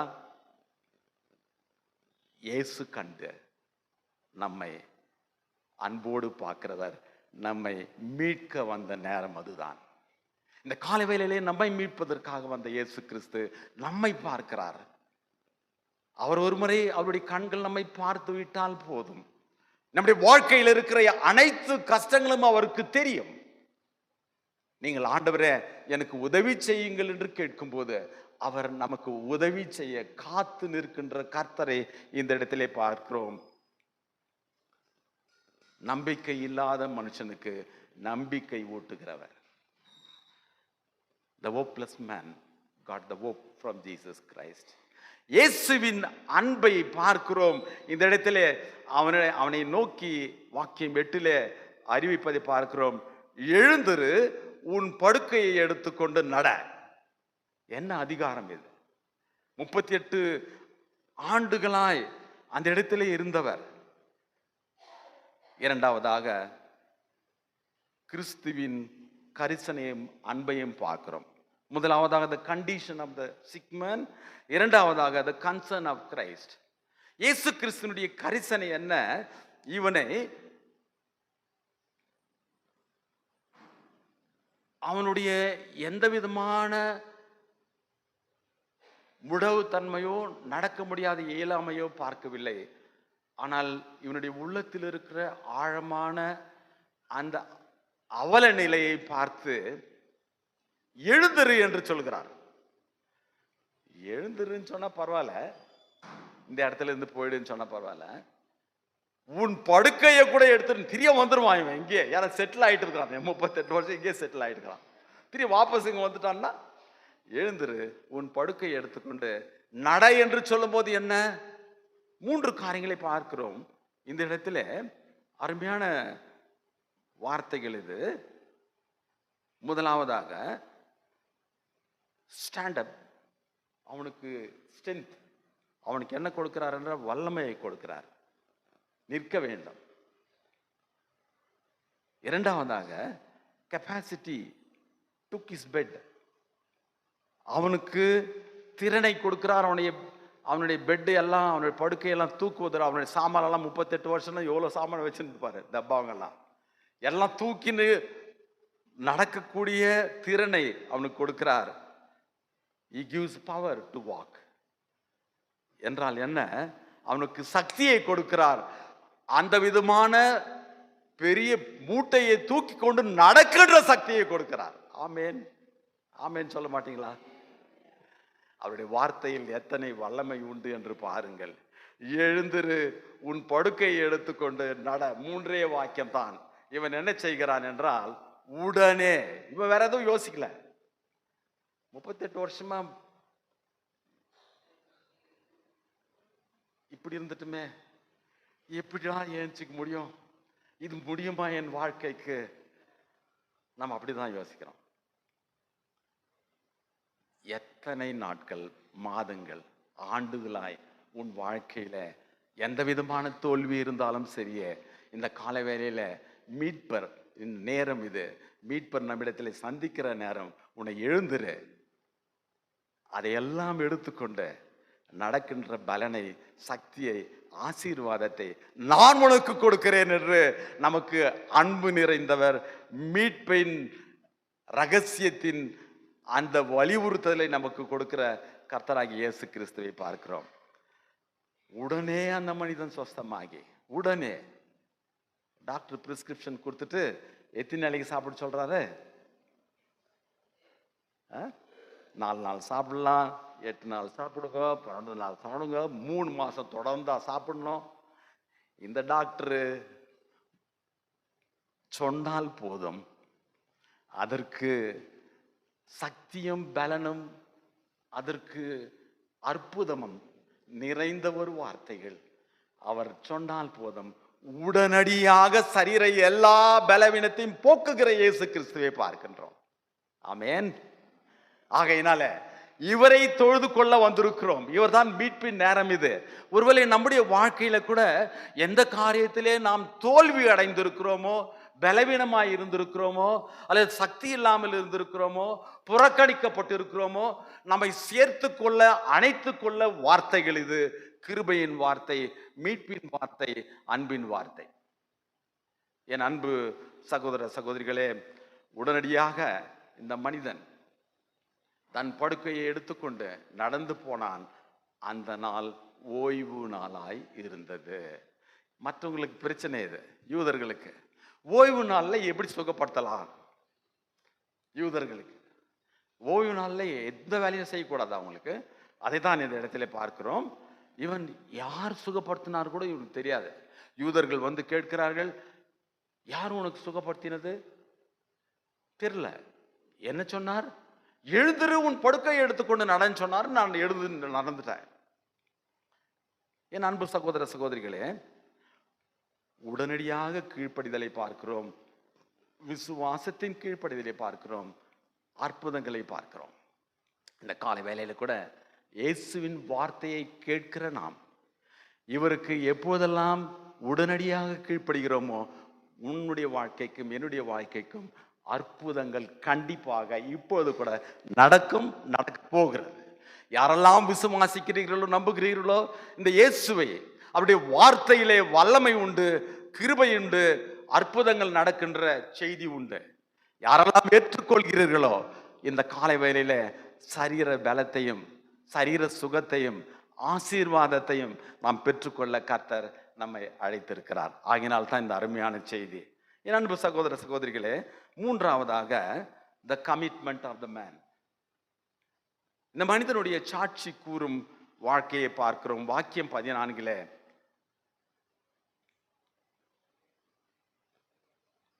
அதற்கு பின்பு இயேசு அவனை தேவ ஆலயத்திலே கண்டு. இவன் எங்கு சென்றிருக்கிறான்? பெதஸ்தா குளத்தை விட்டு இப்பொழுது தேவ ஆலயத்திற்கு சென்றிருக்கிறான். ஏன்? கர்த்தர் செய்த அற்புதத்தை 38 வருஷமாய் எந்த மனிதனும் செய்ய முடியாததை, தேவ தூதனும் செய்ய முடியாததை, அவருடைய எல்லா ஜனங்களும் செய்ய முடியாததை ஒருவர் செய்தார். அவர் யார் என்று கூட எனக்கு தெரியாது, ஆனால் இப்போது தெரிந்து கொண்டேன். அவர் அவனை தேவாலயத்திலே காண்கிறார். என்ன? நம்முடைய வாழ்க்கையில கர்த்தர் செய்த நன்மைகளை நினைத்து கொண்டு அவருடைய ஆலயத்திற்கு வந்து அவரை புகழ, பாட, நன்றி செலுத்த நாம் ஓடோடி வர வேண்டும். இந்த மனிதன் ஆலயத்திற்கு வருகிறான். அதுதான் இந்த இடத்துல பார்க்கிறோம். 2ஆம் முறை அவனை கண்டு, முதல் முறை பார்க்கும்போது என்ன செய்தாரு? சரீர சுகத்தை கொடுத்தார். 2ஆம் முறை அவருடைய கண்கள் அவனை பார்க்கிறது. பார்த்து, இதோ நீ சொஸ்தமானாய், சரீரத்தில் சொஸ்தமாய் இருக்கிறாய், அதிக கேடு ஒன்றதும் உனக்கு வராதபடி நீ பாவம் செய்யாதே. புரிந்ததா? 38 வருஷமாய் ஆன இந்த கஷ்ட சூழ்நிலை காட்டிலும் இன்னும் அதிகமாய் கேடு உனக்கு வராதபடி, நீ நரகத்திற்கு போகாதபடி, உன் வாழ்க்கை முழுவதுமாய் என்னை பிரிந்து வாழ்கின்ற வாழ்க்கை இராதபடி, உனக்கு இன்னும் அதிகமாய் கேடு ஆகாதபடி உன்னை எப்படி நான் பார்க்க வேண்டும் என்றால் பாவம் செய்யாதே. அப்போது என்ன நடக்கிறது? சுகம் பெற்றவன் ஆலயத்திற்கு வருகிறான். ஆலயத்திலே இயேசு பார்க்கிறார். ஒரு முறை உன்னை பார்த்து விட்டால் போதும், அவர் கண்ணுக்கு மறைந்து இருக்க முடியாது. என் அன்பு சகோதர சகோதரிகளே, ஒரு முறை உன்னை பார்த்து விட்டால் அந்த அன்பு கண்கள், அந்த வல்லமையுள்ள கண்கள், அந்த பிரகாசம் உள்ள கண்கள் உன்னை ஒரு முறை பார்த்தால் அந்த கண்கள் மறக்க மாட்டாது. இவன் மறந்து இருக்கலாம். ஆனால் சுகம் பெற்றவன் அவர் பார்த்த பிறகு இவன் தான் அந்த இடத்திலே சுகம் பெற்றவன் என்பதை அவர் அறிந்து கொண்டு அவன் உள்ளத்தை பார்க்கிறார். உள்ளத்திலே பரிசுத்தம் இல்லாததை பார்க்கிறார். இனி நீ பாவம் செய்யாதே, சரீரத்தில் நீ சுகம் பெற்றாய், உனக்கு இன்னும் அதிகமான கேடு உன் வாழ்க்கையில வராதபடி. அப்படி என்றால் என்ன? என்னை விட்டு பிரிந்து வாழ்கின்ற நரகத்திற்கு போகாதபடி என்னோடு கூட நீ இருக்க ஆசைப்படுகிறாயா? என்ன செய்ய வேண்டும்? உன்னை பரிசுத்தமாய் காத்து கொள்ள வேண்டும். எப்படி? என் வார்த்தையின் வல்லமையினாலே சுகம் பெற்றாயே, அதே வார்த்தையினாலே உன்னுடைய வாழ்க்கையில் இருக்கிற எல்லா பாவங்களையும் மன்னிக்கின்றவன் நான் தான் என்று நிரூபிக்கத்தக்கதாய் சொன்ன ஒரு பெரிய அற்புத வாக்கியங்கள் இது. என் அன்பு தேவ ஜனங்களே, சரீரத்தின் சுகத்தை பெற்ற இவன் ஆன்மீக வாழ்க்கையிலே அவன் உள்ளத்திலே இருக்கிற பாவங்களை விட்டு பரிசுத்தமாய் வாழ வேண்டும் என்ற செய்தியை வலியுறுத்துகின்ற ஒரு செய்தியாய் இருக்கிறது.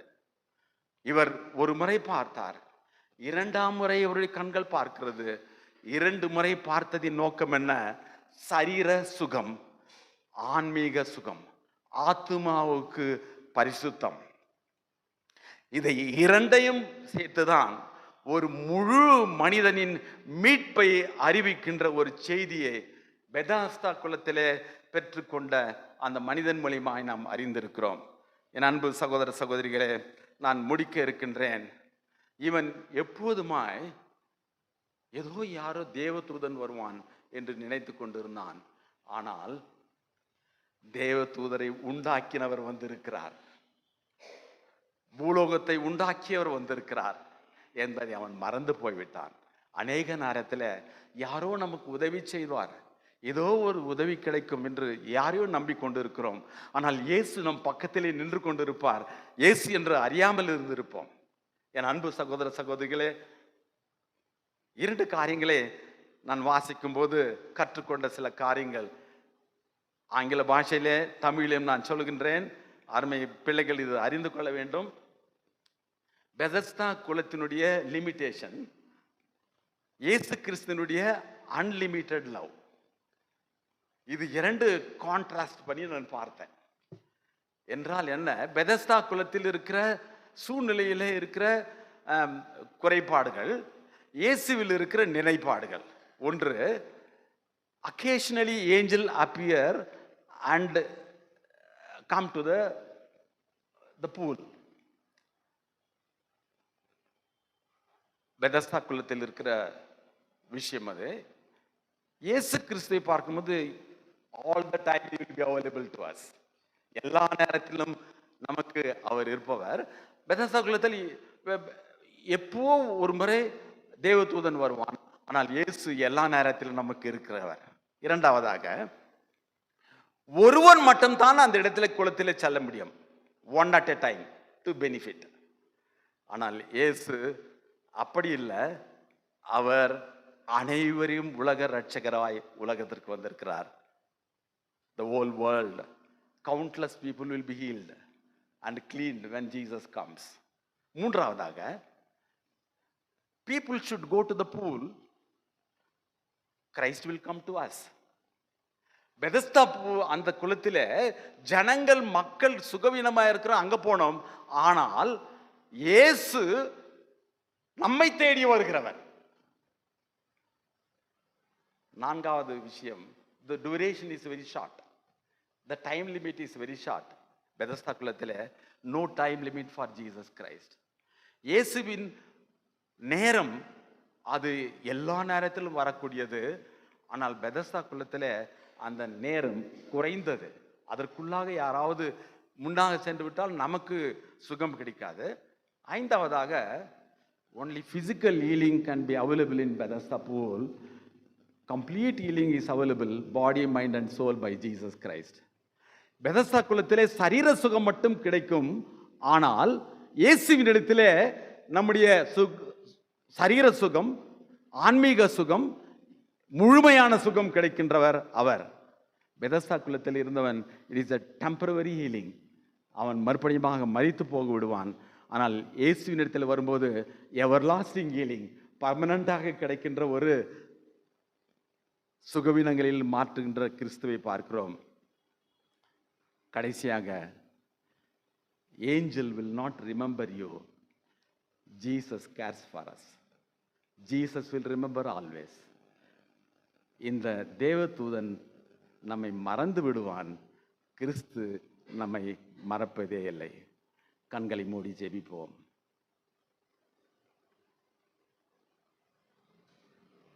எங்கள் பரலோக பிதாவே, உம்முடைய அன்பை தியானித்து வியந்து விட்டோம்.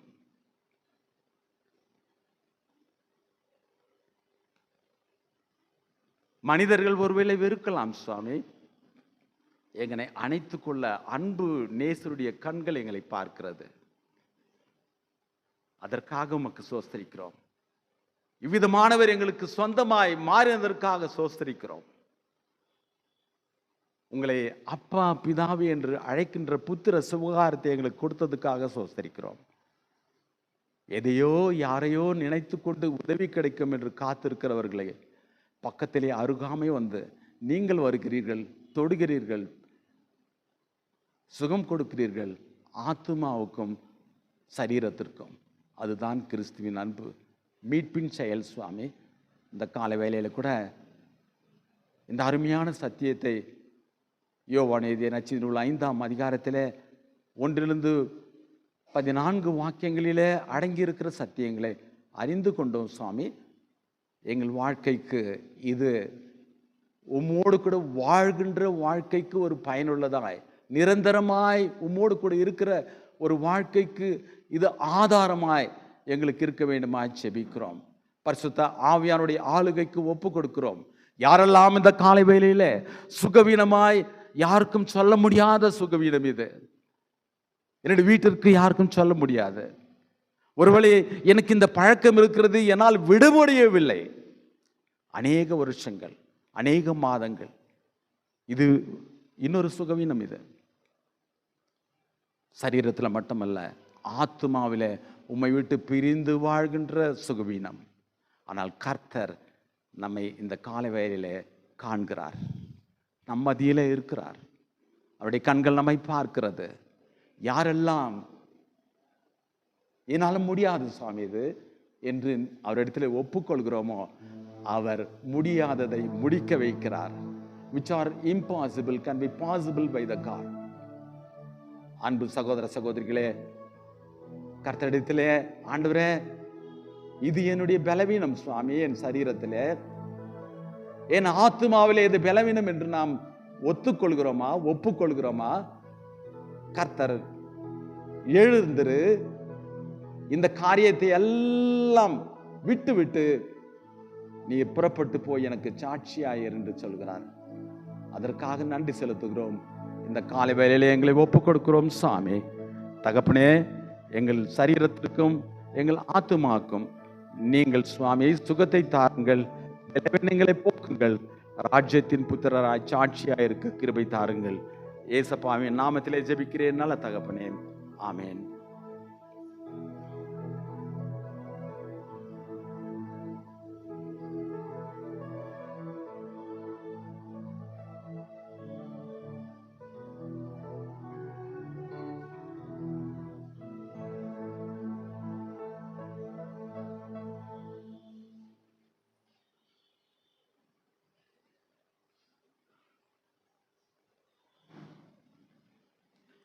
சபையார் எழுந்து நிற்கும்படி அன்போடு கேட்டுக்கொள்கிறேன். விசுவாச பிரமாணத்தை நாம் அறிக்கையிடலாம். பக்கம் 88. வானத்தையும் பூமியையும் படைத்த சர்வ வல்லமையுள்ள பிதாவாகிய தேவனை விசுவாசிக்கிறேன். அவருடைய ஒரே குமாரனாகிய நம்முடைய நாதர் இயேசு கிறிஸ்துவை விசுவாசிக்கிறேன். அவர் பரிசுத்த ஆவியினாலே கன்னிமரியாதத்தில் உற்பத்தி பிறந்தார். பொந்தி பிலாத்தின் காலத்தில் பாடுபட்டு சிலுவையில் அறையுண்டு மரித்து அடக்கம் பண்ணப்பட்டு பாதாளத்தில் இறங்கினார். 3ஆம் நாள் மரித்தோரிலிருந்து எழுந்தருளினார். பரமண்டலத்திற்கேறி சர்வ வல்லமையுள்ள பிதாவாகிய தேவனுடைய வலது பார்சலை வீட்டிருக்கிறார். அவரிடத்திலிருந்து உயிரோரையும் மரித்தோரையும் நியாயத்திற்க வருவார். பரிசுத்த ஆவியையும் விசுவாசிக்கிறேன். பொதுவாக இருக்கிற பரிசுத்த சபையும் பரிசுத்தவானுடைய ஐக்கியமும் பாவம் மன்னிப்பும் சரீர உயிர்த்தலும் நித்திய ஜீவனம் உண்டு என்று விசுவாசிக்கிறேன். ஆமேன். அமருவோம். திருச்சபைக்கு அறிவிக்க வேண்டிய விளம்பரங்கள்.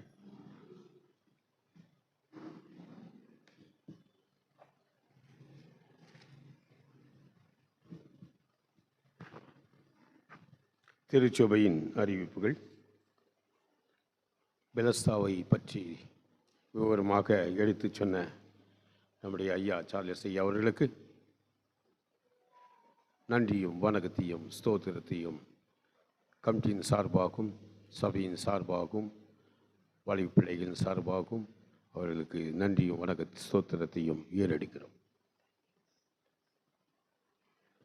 அதேபோல் வருகிற புதன் கிழமை அன்று நம்முடைய சபையிலே லெந்து நாட்கள் துக்க நாட்கள் ஆரம்பமாகப்படும். சாமல் புதன் அன்று நாம் சபையில் 40 நாட்களாக 7 வாரமாக சபையிலே நடத்தப்படும். சபையில் எல்லோரும் இந்த துக்க நாட்களை ஆராதிக்க உபவாசத்தோடு வந்து ஜெபிக்கும்படி கேட்டுக்கொள்கிறோம். தயவுசெய்து இந்த 7 வாரங்களை தடை பண்ணாமல் சபையில் எல்லோரும் வந்து சேரும்படி கேட்டுக்கொள்கிறேன். அது புதன்கிழமை அன்று மற்றும் சாமல் புதன் நடத்தப்படும். மறுபடியும் அந்த வேளையின் அன்று சபையில் ஆராதனை இல்லை. எல்லாம் வேளைக்கிழமையும் சபையிலே ஆராதனை நடத்தப்படும். அது மாலை 6:30 மணி அளவிலே நடத்தப்படும். சபையிலே அனைவரும் இதிலே இந்த ஆராதனைகளிலே கலந்து கொள்ளுமாறு கேட்டுக்கொள்கிறோம். எங்கு கொஞ்சம் பேர் தான் வரீங்க. இதுலேருந்து நாட்களிலே எப்பொழுது தான் தேவனை நாம் ஆராதிக்கணும். கர்த்தர் நம்மளோடு பகிர்ந்து கொள்வார். அவர் பாடுகளை நமக்கு தெரிவிப்பார். ஒவ்வொரு பிரசங்கரும் வந்து ஒவ்வொரு வார்த்தைகளை நமக்கு பகிர்ந்து கொடுப்பார்கள். தயவுசெய்து நீங்கள் இந்த 7 வாரத்திலே நீங்கள் வந்து சேரும்படி கேட்டுக்கொள்கிறோம். இந்த முதல் வாரத்திலே புதன்கிழமை அன்று மட்டும் சாமல் புதன் நடத்தப்படும். வியாழக்கிழமை ஆராதனை இல்லை. அடுத்த வாரத்திலிருந்து வியாழக்கிழமை ஆராதனை இருக்கும். அடுத்த வாரம் ஞாயிற்றுக்கிழமை ஓய்வு நாள் அன்று 2வது வாரமாக இருக்கும். அது கமனின் திருவிருந்து ஆராதனையாக இருக்கும். அதிலே எல்லோரும் வந்து கலந்து கொள்ளுமாறு கேட்டுக்கொள்கிறோம். தாய்மார்களின் கூட்டம் வெள்ளிக்கிழமை 2 மணிக்கு நடத்தப்படுகிறது. 10 பேர் இருந்தார்கள். இப்பொழுது 2 பேர் 3 பேர் தான் வருகிறார்கள். தயவுசெய்து இந்த லெந்து நாட்களை நீங்கள் எல்லோரும் அனுசரிக்கணும். தாய்மார்கள் ஒன்று கூடி சபையிலே ஜெபிக்குமாறு உங்களிடம் கேட்டுக்கொள்கிறோம். சபையில் நீங்கள் எல்லோரும் சேர்ந்து வந்து தேவனை ஆராதிக்க, தேவனோடு பகிர்ந்து கொள்ள, அவரோடு ஜெபம் செய்ய எல்லா சபைகளுக்கும் நம்முடைய வீடுகளில் ஆண்டவர் சந்திக்க கர்த்தர் அவர்கள் மூலியமாக பெரிய காரியங்களை செய்ய நீங்கள் ஜெபிக்கும்படி கேட்டுக்கொள்கிறோம். என்னுடைய அம்மா சோபிதம்மாள் உடல் சரியில்லாமல் சென்ட் ஜான்ஸிலே அட்மிட் செய்யப்பட்டிருக்கிறது. அம்மாக்காக நீங்கள் எல்லோரும் நீங்கள் ஜெபிக்கும்படி கேட்டுக்கொள்கிறோம். அவர்கள் கூன் விழுந்தும் இந்த ஆராதனைக்கு வந்தார்கள். 92 வயதாகிறது. தீவன் எங்கள் மத்தியிலே வைத்தார். இப்பொழுது ரொம்ப சீரியஸாக அவர்கள் இருக்கிறார்கள். அதில் சென்ட் ஜான்ஸிலே அட்மிட் செய்யப்பட்டிருக்கிறது. அவருக்காக இப்பொழுது சார்லஸ் ஐயா கூட ஆல்டரில் இருந்து ஜெபிக்கும்படி கேட்டுக்கொள்கிறேன். வியாதிப்பட்டவர்களுக்கும் நம்முடைய பூபால் சஞ்சீவி அவருடைய தந்தை பூபால் அவர்களும் ரொம்ப சீரியஸாக இருக்கிறார்கள். தயவுசெய்து அவர்கள் இருவர்களுக்காகவும் சார்லஸ் ஐயா அவர்கள் சார்லஸ் ஐயா அவர்கள் அங்கே ஆல்டரிலிருந்து ஜெபிக்கும்படி கேட்டுக்கொள்கிறோம். என்னுடைய தம்பி யோபு நம்முடைய சபையைச் சேர்ந்தவன். சாந்தி மேஷாக் இறந்து போனால் அவருடைய மகள் ஜோசி, என்ன பேர் அவ பேர்? ஜோஸ்வினா, ஜோஸ்வின் கிளாரா அவள் வயசுக்கு வந்து இருக்கிறார். அவளை வீட்டுக்கு அழைக்க ஒரு ஜெப கூட்டத்தை ஆயத்தம் படுத்தியிருக்கிறார்கள். எல்லோரும் வந்து அந்த ஜெப கூட்டத்திலே கலந்து கொள்ளுமாறு கேட்டுக்கொண்டிருக்கிறார்கள். சபையார் எல்லோரும் வரும்படி அவர்கள் கேட்டுக்கொண்டிருக்கிறார்கள். நீங்கள் எல்லோரும் சபையார் எல்லோரும் கமிட்டி மெம்பர்ஸ் எல்லோரும் வந்து அந்த ஆராதனையை கலந்து கொண்டு அது ஐயா சார்லஸ் அவர்கள் நடத்தி கொடுப்பார்கள். நீங்கள் இன்றைய தினம் 12 மணி அளவிலே நடத்தப்படும். தயவுசெய்து நீங்கள் எல்லோரும் அங்கே வந்து ஜெபித்து ஆசீர்வதித்து வரும்படி கேட்டுக்கொண்டிருக்கிறார்கள். நீங்கள் எல்லோரும் வரும்படி அவர்கள் தெரிவித்திருக்கிறார்கள். தயவுசெய்து நீங்கள் இந்த ஆராதனையிலே வந்து கலந்து கொள்ள வேண்டும். இன்றைய காணிக்கை எடுப்பவர்கள் நம்முடைய ராஜசேகர் அவர்களும் பேபி அவர்களும் இருவரும் சேர்ந்து காணிக்கை எடுப்பார்கள். கடந்த வாரத்தின் காணிக்கைகள்: பை காணிக்கை 2060 ரூபாய், மாத சந்தா 500 ரூபாய், ஏழைகளின் பண்டு 560 ரூபாய், ஸ்தோத்திர காணிக்கை 1000 ரூபாய். மொத்தம் காணிக்கை தொகை 4120 ரூபாய். அதேபோல் 1ஆம் தேதி நமக்கு கிடைக்கப்பட்ட காணிக்கை பை காணிக்கை 680 ரூபாய், மாத சந்தா 700 ரூபாய், ஏழைகளின் நிதி 310 ரூபாய். ஆக மொத்தம் 1690 ரூபாய். கடந்த வாரத்தின் காணிக்கையும் இந்த 1ஆம் தேதி காணிக்கையும் இரண்டும் சேர்ந்து மொத்தம் 6810 ரூபாய் அவருடைய காணிக்கைகள். நீங்கள் ஏதாவது இருந்தால் சபைக்கு இந்த டீ இல்லாத டிஃபின் யாராவது நீங்கள் கொடுக்க வேண்டும். இந்த 2 நாட்களிலே நாம் ஆராதித்து போகும் பொழுது நீங்கள் ஒவ்வொருவரும் இல்லை பன் இல்லை டீ பிஸ்கெட் இவைகளை நீங்கள் சபையார் ஒருவரும் யாராவது ஏற்றுக்கொள்ள வேண்டும். இதை நீங்கள் மனதில் வைத்துக்கொண்டு இதை இந்த 7 வாரத்திலே நீங்கள் எல்லோரும் பகிர்ந்து கொள்ள வேண்டும். டிஃபினும் யாராவது கொடுப்பீர்கள் என்றால் அது முன்னதாக நீங்கள் தெரிவிக்க வேண்டும். தயவுசெய்து இதை நான் உங்களுக்கு முன்பாக தெரிவிக்கின்றேன்.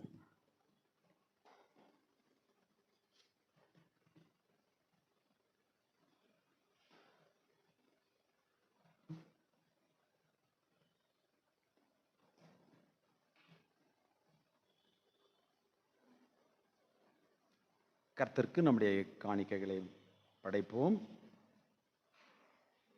கீர்த்தனைகளில் 8ஆம் பாடலை பாடுவோம். தெய்வ பின் வெள்ளமே, திருவருள் தோற்றமே, மெய்மனதானமே என்ற அருமையான பாடல் எழுந்திருந்து நாம் பாடுவோம். இதை டாக்டர் சவரிராயன் ஏசுதாசன் அவர்கள் எழுதியிருக்கிற பாடல். அவருடைய பாடலெல்லாம் நீங்கள் பார்த்தீர்கள் என்றால் பாடலின் அதிக ஆழமான செய்தி இருக்கும். டாக்டர் சவரிராயன் ஏசுதாசனை நான் சிறு வயதிலே பார்த்திருக்கிறேன். அவர் ஒரு பெரிய டாக்டர். அவர் FRCS லண்டனிலே படித்தவர், ஃபெலோ ஆஃப் ராயல் சர்ஜரி என்று சொல்கிறோமே, ஒரு நிபுணர். ஆனால் கர்த்தருக்கு தன்னை ஒப்பு கொடுத்து கிறிஸ்துவுக்குள் ஆசிரமம் என்று சொல்லப்படுகின்ற திருப்பத்தூரில் இருக்கிற அந்த ஆசிரமத்திலே வந்து அந்த பகுதியிலே சேவை செய்து அவர் தேவனுக்குள்ளாக மகிமையிலே சென்றிருக்கிறார். ஆகையினால இவருடைய பாடலை நான் பார்க்கும் போதெல்லாம் எனக்கு அவர் ஞாபகம் வந்துவிடும். என்னுடைய அன்பு வாலிப பிள்ளைகளுக்கு நன்றி. அருமையான ஒரு பாடலை அவர்கள் தேர்ந்தெடுத்திருக்கிறார்கள். இது தேவனுடைய வல்லமை, அவருடைய வார்த்தையில் இருந்ததை தான் நாம் தியானித்தோம் இல்லையா? அதற்கு ஒத்த ஒரு பாடல் இது. நாம் வல்லமையோடு பாடுவோம், கர்த்தரின் வல்லமையை பெற்றுக்கொள்வோம்.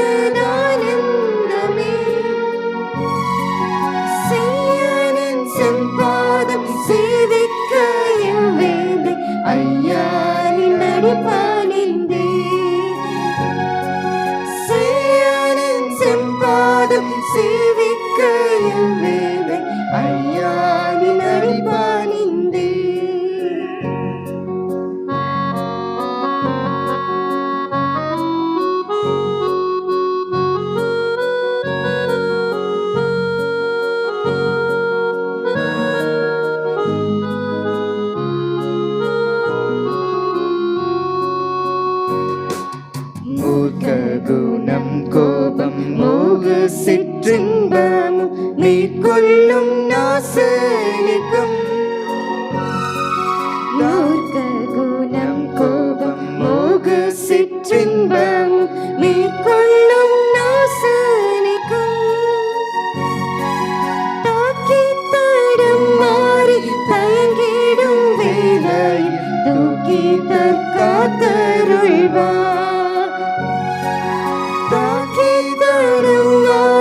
தயங்கிடும் வேலை தூக்கி தற்காத்தருள்வார். தேவந்தின் வெள்ளமே திருவருள் தோற்றமே நீ மனதானந்தமே.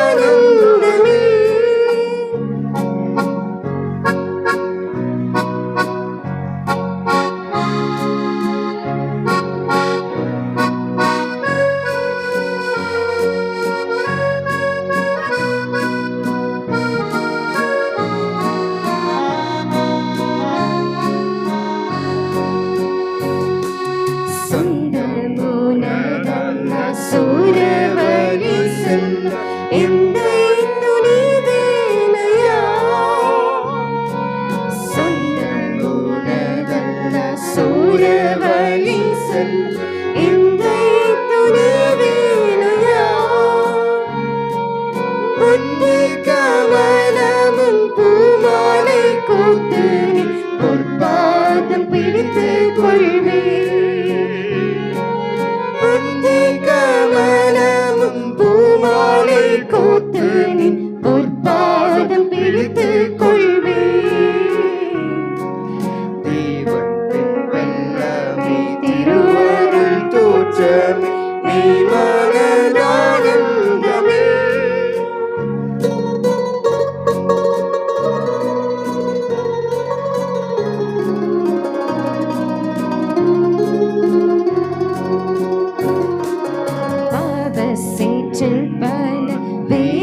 பலமின்றி தேவைத்தவரேடினும் பாவசேற்றில் பல வேலை பலமின்றி தேவைத்தவரேடினும் கூடி விளைத்து தன் மார்புடனை தள்வான் யாவும் பொருந்தும்.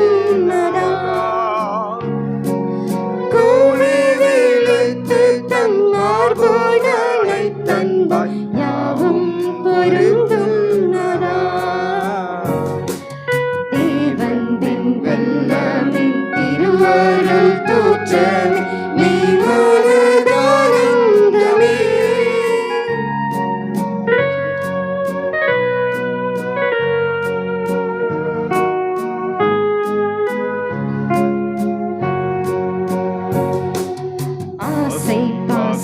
பற்று ஆவலாய் நின்றீர் பூசிப்பிடம் பாடிப்பே. ஆசை பாசம்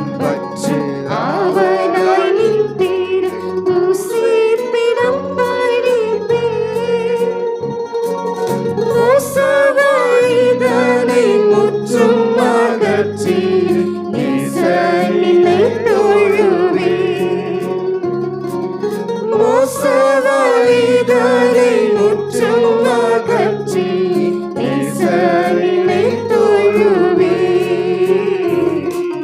தேவன்பின் வல்லமை திருவருள் தோற்றமே மெய்மனதானந்தமே.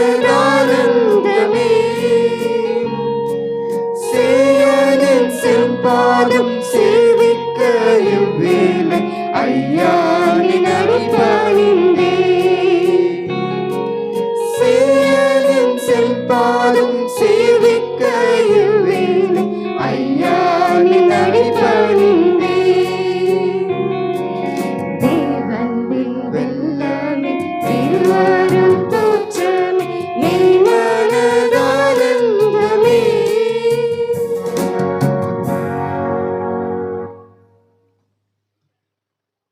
செபிப்போம். எங்கள் கிருபை நிறைந்த தகப்பனே, உம்முடைய மீட்பின் செய்தியை நாங்கள் கேட்டோம் அப்பா.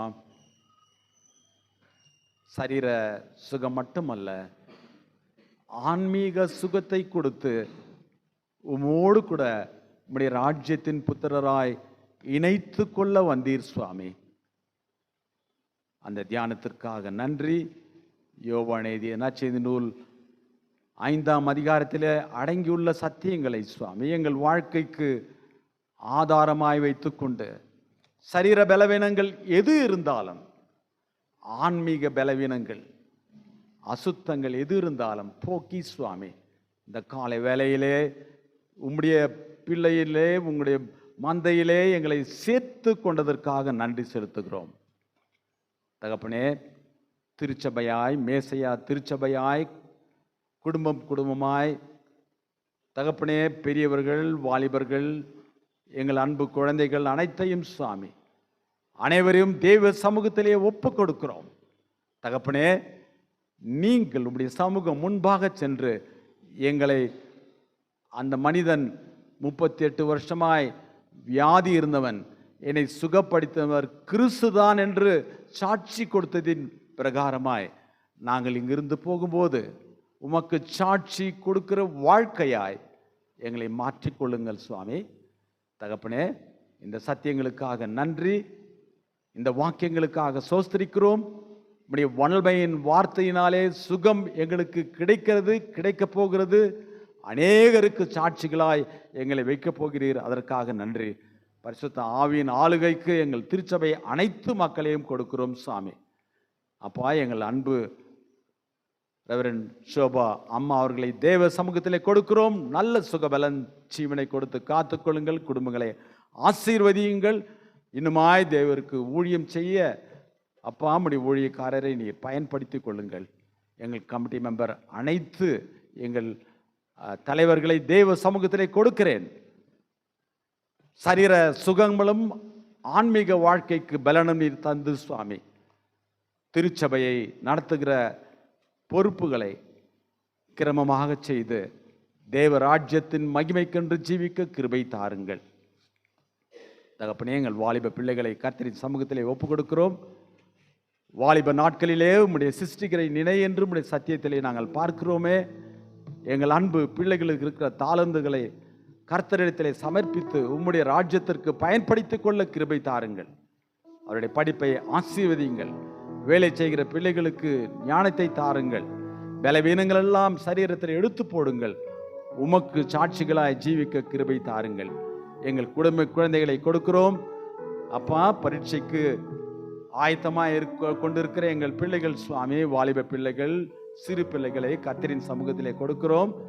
ஞானத்தினால் நிரப்புங்கள். நல்ல மதிப்பெண்கள் எங்கள் பிள்ளைகள் பெற்றுக்கொண்டு கர்த்தருக்கு நன்றி செலுத்த வேண்டும் அப்பா.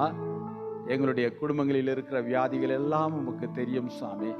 படுக்கையில் இருக்கிற எங்கள் அன்பு தாயாரை சுவாமி லாசரையா அவருடைய அம்மாவை சென்ட் ஜான்ஸ் ஹாஸ்பிட்டல் இருக்கிறார்கள் அப்பா தகப்பனே. நீங்கள் எப்படியாக அந்த மனிதனை 38 வருஷமாக இருந்த மனிதனை கண்டீரோ அதை போல உடைய கண்கள் காணட்டும். தாயாருக்கு சுகத்தை தாருங்கள். அவர்களுக்கு உதவி செய்ய குடும்பத்தை சுவாமி அநேகர் தகப்பனே, குடும்பத்தில் அனைத்து பிள்ளைகளையும் தகப்பனே கர்த்தரின் சமூகத்திலே கொடுக்கிறோம். அம்மாவுக்கு நல்ல சுகம் தர வேண்டுமாய் செபிக்கிறோம்.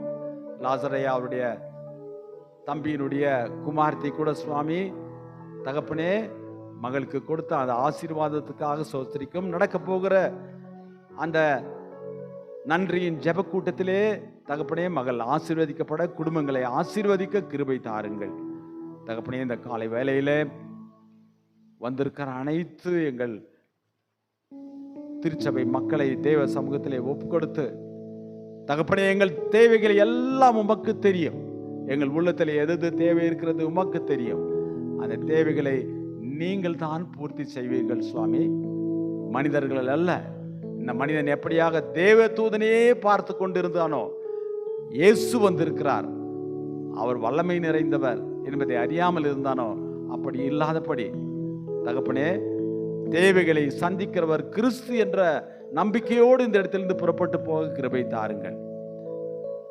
துதிகர மகிமை உமக்கு ஏறெடுக்கிறேன், ஏசப்பாவின் நாமத்திலே ஜெபிக்கிறேன் நல்ல தகப்பனே, ஆமென். என் ஆத்துமாவே கர்த்தரை ஸ்தோத்திரி, என் முழுமே பரிசுத்த நாமத்தை ஸ்தோத்திரி.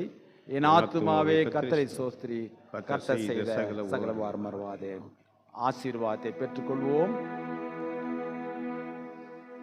நம்முடைய கர்த்தராகிய இயேசு கிறிஸ்துவினுடைய கிருபை, பிதாவாகிய தேவனுடைய அன்பு, பரிசுத்த ஆவியானவருடைய அந்யோன்யம் சமாதானம் வழிநடத்துதல் நம்மோடு கூட, நம்முடைய குடும்பத்தோடு கூட, நம்முடைய திருச்சபையோடு கூட இன்றும் என்றுமாய் சதா காலமாய் இருப்பதாக. ஆமென்.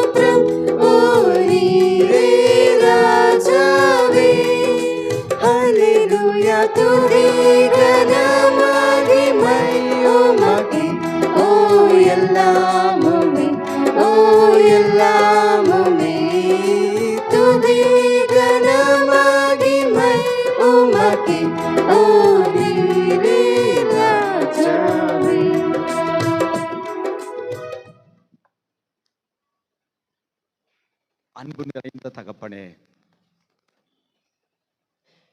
அனைவரும் கைவிட்ட நேரத்திலே கொடுக்கிற அன்பு கரத்தின் தகப்பனே, உன் வார்த்தையிலே வல்லமை உண்டு என்பதை பார்த்தோம்.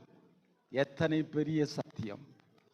வல்லமை நிறைந்தது, வாழ்க்கையை மாற்றக்கூடியது, சூழ்நிலையை மாற்றக்கூடியது, சத்தியம் நிறைந்தது. இப்படி கண் ஒரு முறை பார்த்தால் போதும், அற்புதம் நடக்குமே சுவாமி. இந்த காலை வேளையில நாங்கள் உம்முடைய வார்த்தையினாலே ஆசீர்வதிக்கப்பட்டோம் தகப்பனே. எழுந்திரு, இன்னும் இடத்தில் இருக்க வேண்டாம், புறப்பட்டு செல்லுங்கள், சாட்சியாக இருக்குங்கள், தேவ ராஜ்யம் உங்களுக்குள்ளே கட்டப்படட்டும் என்ற செய்தியின் மூலியமாய் கேட்ட பலத்தினாலே இந்த இடத்திலிருந்து புறப்பட்டு செல்ல தேவ ஆவியினாலே நிரப்ப வேண்டுமாய், கரம் பிடித்து நடத்த வேண்டுமாய், எல்லா காரியங்களையும் வாய்க்க செய்ய வேண்டுமாய் இயேசுவின் நாமத்திலே ஜெபிக்கிறேன் நல்ல தகப்பனே, ஆமேன். கர்த்தர் உங்களோடு இருப்பாராக. சமாதானத்தோடு போய் வாருங்கள்.